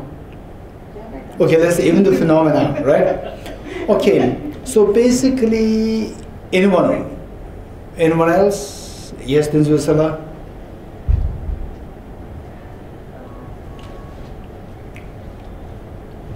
Ishla, just adding on again, because the lower schools only engage with selflessness of person, for the higher schools, what they are negating is more and more and more. So what Piala is saying, finally, if everything is by invitation, of us with Antrika Madhyamika, so there is a mind involved of ascension. So then finally both phenomena and persons will be the final categories. Okay, good. Good. This is more from the university point of view. Right. Anyone else? Very good, very good. I got lost. Anyone else? Yes, Anila. Maybe I'm wrong, but I think, for example, when a person, maybe my thinking is wrong, but when, for example, from my point of view, if there is no object, there is no subject. So it's something like duality. Wonderful, it's amazing. So object subject. For example, the Master Acharya Chandra Kirti thinks for us it's better to start from this way because it's our habits to apprehend everything. Amazing, wonderful. But I'm not sure. Okay, so what Piala said and what Anila said, Anitinzi, Siring, Kumpenla. Okay, and then what Tenzin Vasala said, right, and then what Dipesh was talking about, the ease, meaning that it's more easy to go into the self. The self. So we see that the finally the sound of a clap. The sound of a clap arising by the two hands. The sound is the problem. So this sound, which is a problem, which is analogous to the problems, is arising because of the two factors. All the problems that we have, right? Oh, I'm feeling so sad. Either because I lost my,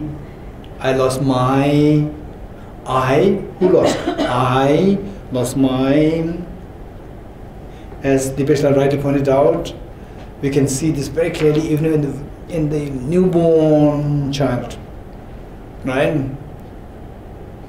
If not 100%, 99% of the children who were crying, the day one they were crying, right?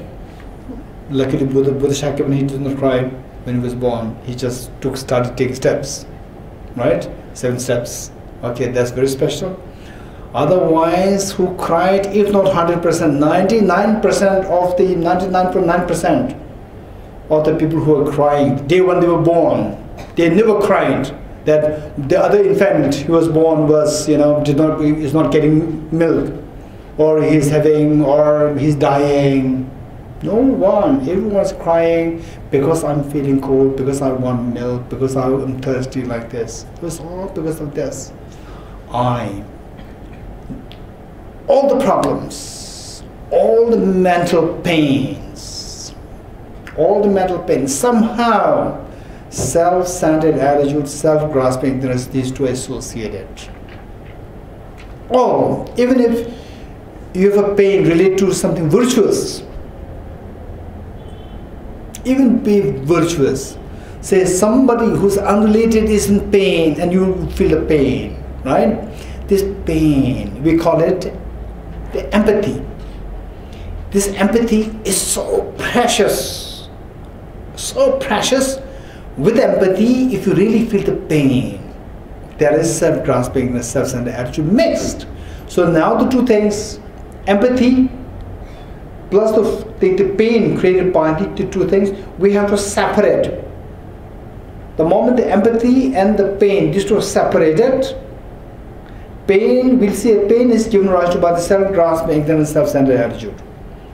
And the empathy, when the pain is separated, this empathy can grow even more strong. We can enrich this empathy. This empathy is so precious. It is a gold mixed with the soil. Because it is a mixture. Oh, it's just a mixture. If you throw this, we are stupid. Empathy is like the gold, mixed with the soil of the self-grasping, self-centered attitude. Oh, then the empathy is nothing, it's just self-grasping, mixed with self-grasping. If you do like this, we are so unwise. So our job is to, just as the gold mixed with the soil, we don't throw this mixture. We remove the soil, keep the gold. We remove the self-grasping and self-centered attitude, then empathy is maintained. Then this empathy becomes a very refined gold, it glows, right? Okay. So with this, the point is that all our problems, somehow they're connected with self-grasping, this self-centered attitude. So, what's the objective of this self-grasping ignorance? What is the objective observation of this self-grasping ignorance? The person. Hey, tell me, what is the objective observation? I hope this is not in the master's course who listened to this and the commentary, the last two sessions already, right? Okay, what is the objective observation of this self-grasping ignorance of the person? Okay, raise your hands. Okay, now raise your hands. If you're afraid, you say that I'll try. Yes, Pujala. Self. Good, 100% correct. Thank you. It's not the objectively existent self, it's a self. Self is the object of observation of the self-grasping ignorance. Object of observation combined with the subjective aspect, seeing how to combine self to be objectively existent self, objectively existent thing, then it becomes the self-grasping ignorance of the person, right? Self or the person. Okay. So with this, we see that all problems somehow connect with the self. And how does this problem arise? This self, when it interacts with other phenomena, right? When it interacts with a phenomena, then the problems arise. So this self is the subject, and the phenomena with which you interact become the object of this mind, right? So therefore, we see that in every interaction, in every experience of the miseries, we see that there's a play of the object and subject happening. And what is that subject? The self. All the time, this self. All the time, this self is there, and object shifts. Object shifts, but the subject is always I, the person, right? So therefore, the point is, if you can see the emptiness of this I, then what happens? Of the two hands. Now, when you speak of the analogy of the two hands, don't always take the analogy as external and internal, right? So here the analogy is object and the subject. You're getting it? Object and subject. Okay. With this, the point is that the selflessness of person, subject, selflessness of phenomena, the object. You're getting it? Okay, it is for this reason that the emptiness is taught on the basis of these two categories. Selflessness of phenomena and selflessness of person. Okay, let's see. Establishing the meaning of the scripture through reasoning.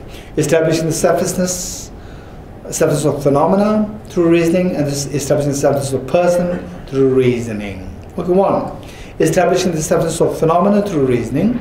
Okay, now I have to give the overall overview of the what we're going to study. under these two topics. Okay, the selflessness of phenomena, and in some texts, the selflessness of person is taught first, followed by the selflessness of phenomena. In other texts, the selflessness of the, so for example, Bodhisattva Shanideva, in his book, Guide to the Bodhisattva's Way of Life, the selflessness of person is taught first, followed by the selflessness of phenomena. Whereas Acharya Chandrakirti explains the selflessness of phenomena first, in this text, selflessness of phenomena first and selflessness of person later. Okay, now selflessness of phenomena, again, the explaining selflessness of phenomena, the reasoning that you use to explain the selflessness of phenomena, again, there can be so many reasons, there are so many reasonings, of which Acharya Chandrakirti picks up one reasoning, which Nagarjuna employed, as the opening stanza of Mula Madhyamika Karika, the fundamental wisdom of the middle way, or some people translate it as root wisdom. Okay, so Acharya Chandrakirti picked up that stanza, that reasoning. What is that reasoning? The reasoning of rejecting the four modes of production. Reasoning of rejecting the four modes of production. So this is what Acharya Chandrakirti picked up, and then of course they say we can easily explain this very quickly, but Acharya Chandrakirti really went into great detail to reject the objective existence in a very sophisticated way, and by learning this skill of rejecting the objective existence, precisely how objective existence was accepted by Chittamatra school, by Svatanta Madhyamika school, and then coming to Prasanga views is just amazing. The insight, amazing legacy for us, right? Okay, so the four modes were explained. Four modes of production, rejecting the four modes of production was explained. And then explaining the selflessness of the person. Explaining the selflessness of the person, Acharya Chandrakirti employed the reasoning of the seven modes. Reasoning, rejecting the seven modes. Reasoning, rejecting the seven modes. Okay, we're not going to go into detail at the moment of the selflessness of phenomena about the person, because this is going to be covered in the totality, in its full form, in a great detail later on after completing the selflessness of phenomena. Okay, now for the selflessness of phenomena, we're going to read this here. Selflessness of phenomena to be explained on with the help of the reasoning of rejecting the four modes of production. Four modes of production. Okay, let's read this. Okay, the second outline, which says establishing the selflessness of phenomena through reasoning, refuting production from the four extremes with regard to both the truths. Okay, outlines would be extremely helpful for all of us. Outlines would be extremely helpful. If possible, try to say, you start from the beginning, then finally you end the last line, and then you should be able to relate all these stanzas in the form of one body, very beautifully intertwined, or say the blend with the help of the outlines. That is so important, right? Rather than just understanding each of the stanzas separately, instead of that, of course that part is required as the foundation.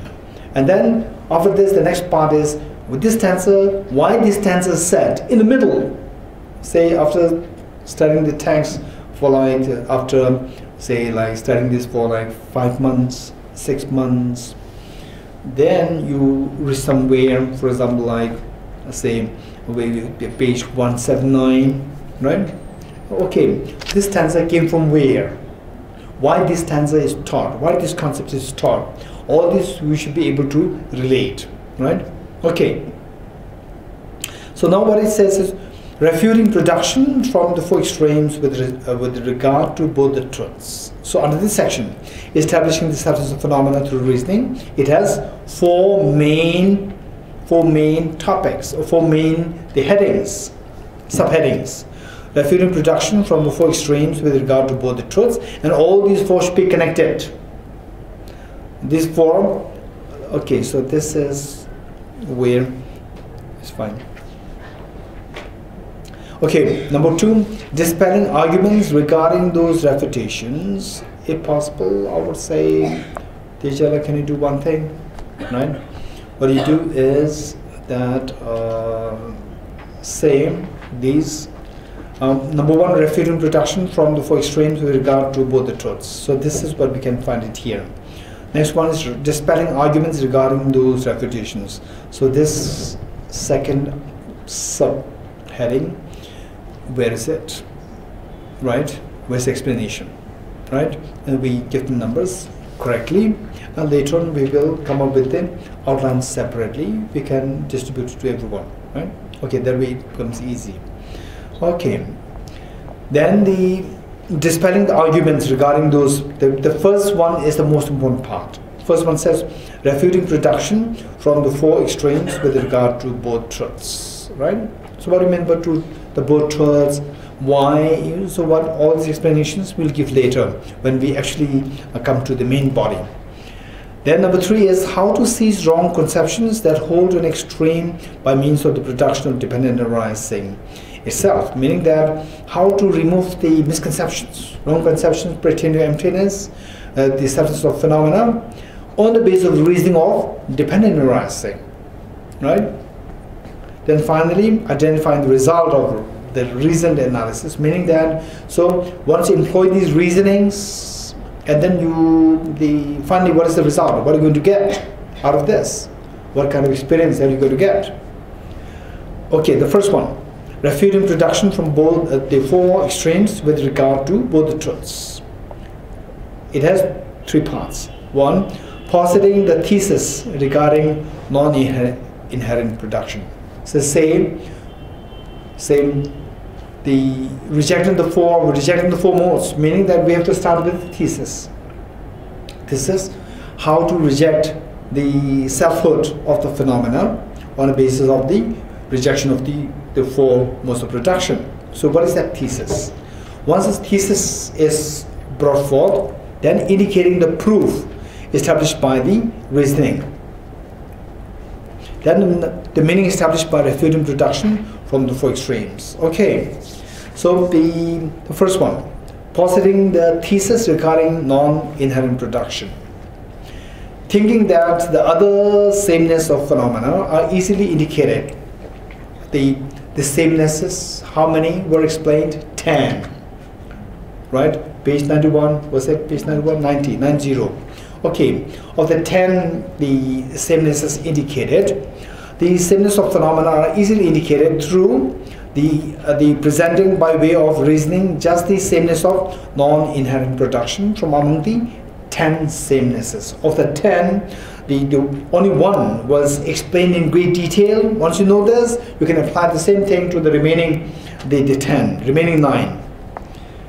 Arya Nagarjuna. So how to explain this, the sameness of the non-inherent production, right? Of the 10.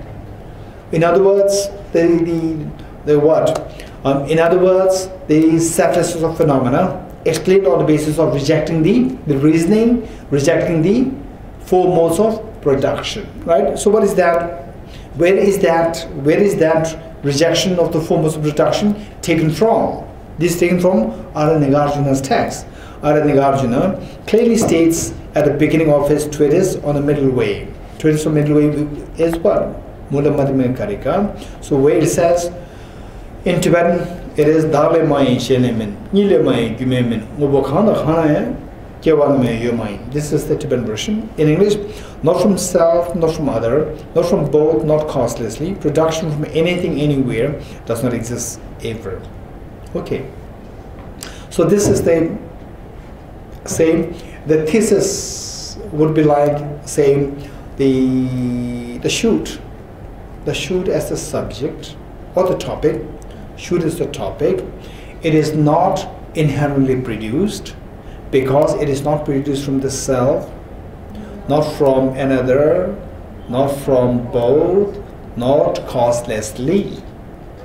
You getting it? Like a sky flower. You getting it? Okay. Let's say that the same, okay, so the thesis, just put up the thesis once more. Okay, the shoot as an example, as the topic, it is not produced inherently, so inherent production is rejected. It is not produced inherently because it is not produced from this self, nor from another, nor from both, no causelessly. Okay, this is the point. Now so we're going to explain each one of them. How the shoot is not okay. So for that this is the syllogism. We need to have it should fulfill the if this is valid syllogism, right? Valid reasoning. It should fulfill 3 modes. What are the 3 modes? Chokche, Jacob, Dogyab. Right? In other words, Property of the subject. okay, the first one, Chokche, is property of the subject. Number 2 is forward pervasion. Number 3 is reverse pervasion. So what do you mean by the property of the subject? The first one, property of the subject. The subject is That the what? That one should be able to establish that the subject should be established. What? Okay, that topic, what do you call it? Topic or subject? Okay, topic, the predicate, and the reasoning or the sign. Say the topic, the predicate, and the sign. 3. So of the 3, let's say topic, predicate, and the sign. Right? So the topic should qualify the reasoning. This is known as the property of the subject. Subject meaning referring to the topic. Right? So in other words, the first mode is that we should see that the topic qualifies the reasoning, the sign. What is the topic? The shoot. And what is the reasoning of the sign? That is not produced from the self. Wow. Shortcut. Okay. It is not produced from the self, not from another, not from both, not causelessly. So we have to know that the shoot, instead of jumping to the shoot empty of inherent production, shoot empty of inherent production. What is this? What is this combination? The topic and the predicate. What is the combination of this known as the thesis or the probandum, right? Okay. So in order to know this thesis, to get this thesis, we have to have the 3 modes. The first mode is that the object, the topic should qualify the reasoning, which means that the topic is the shoot, and what is the reasoning? The rejection of the 4 modes. And what is the predicate?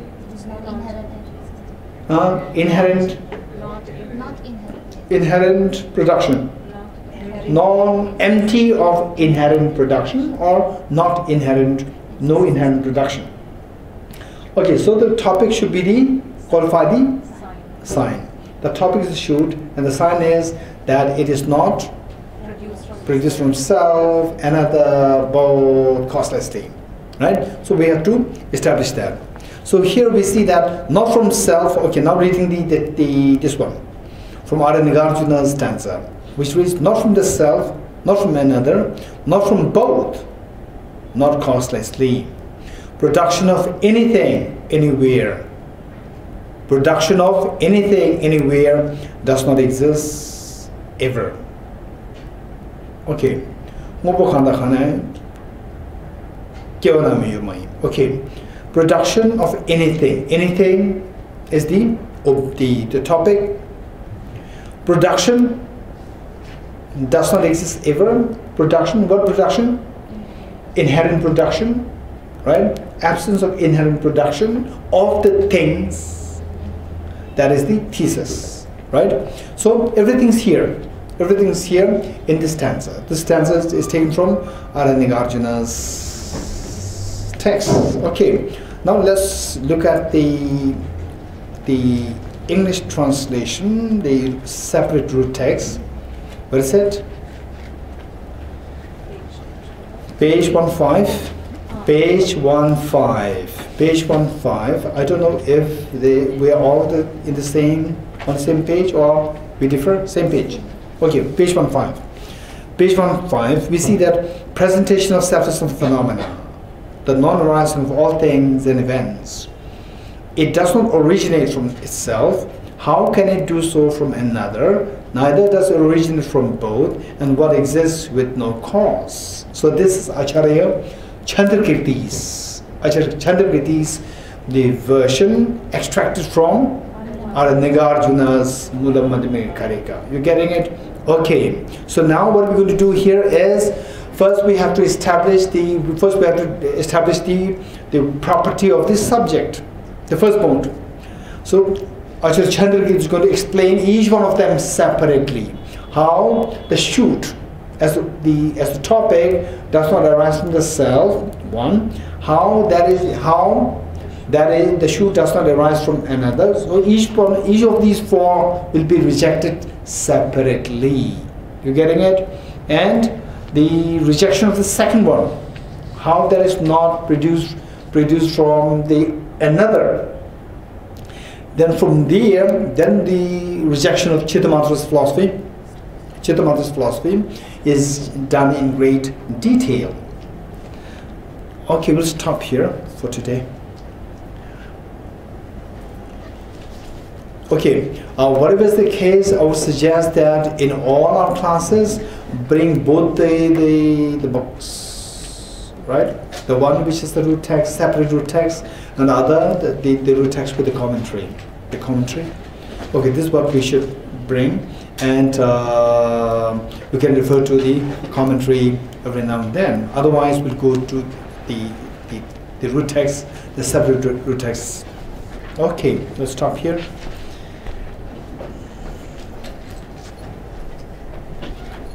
Okay, one thing that I like to, okay, no, I think it's a little too early. Maybe next class, when is next class? Sunday. Okay, we will do a quick dedication prayer. Page 278.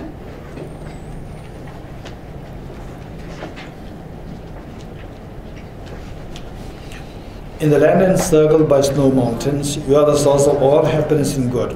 All powerful, generous, the Tenzin Gyatso. Please remain until samsara ends. Kare rave gorve shingamso, pendan dewa mali chumbeni, jere sewa Tenzin Gyatso yes, shabe zede pardo tengyuroji.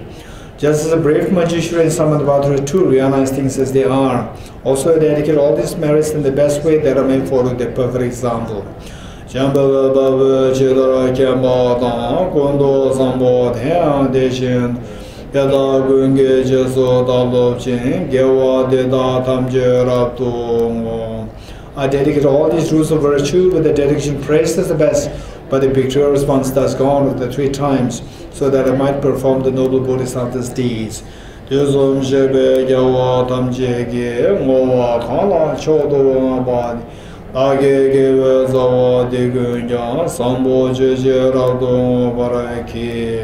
the Supreme Bodhicitta that is not arisen arise and grow, and may that which is arisen don't diminish but increase forevermore.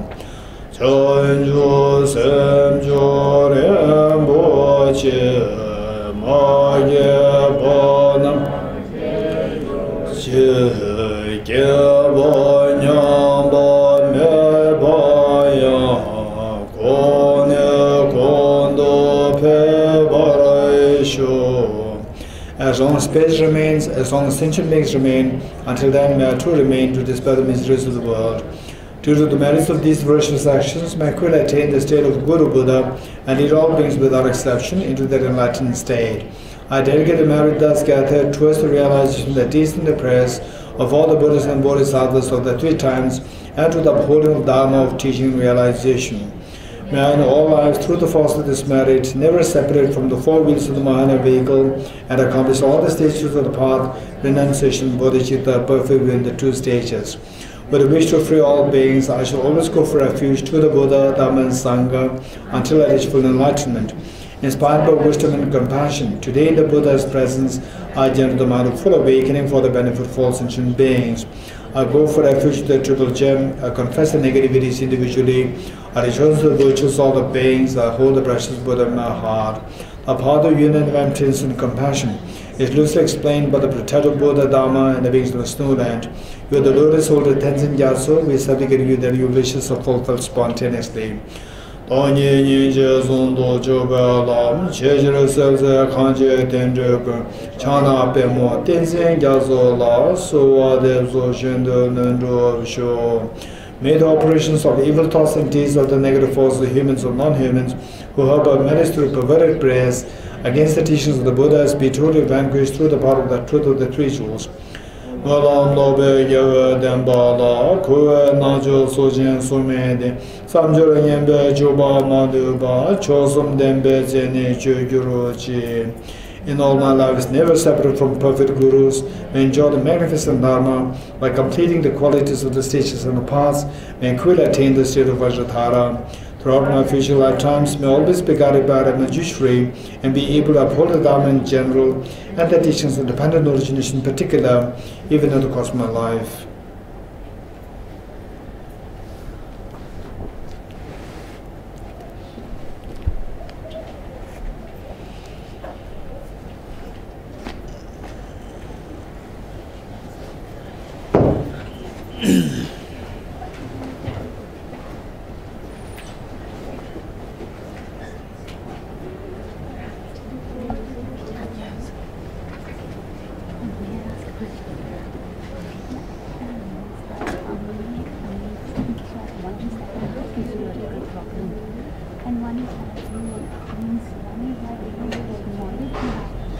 Come down. Come down. Because people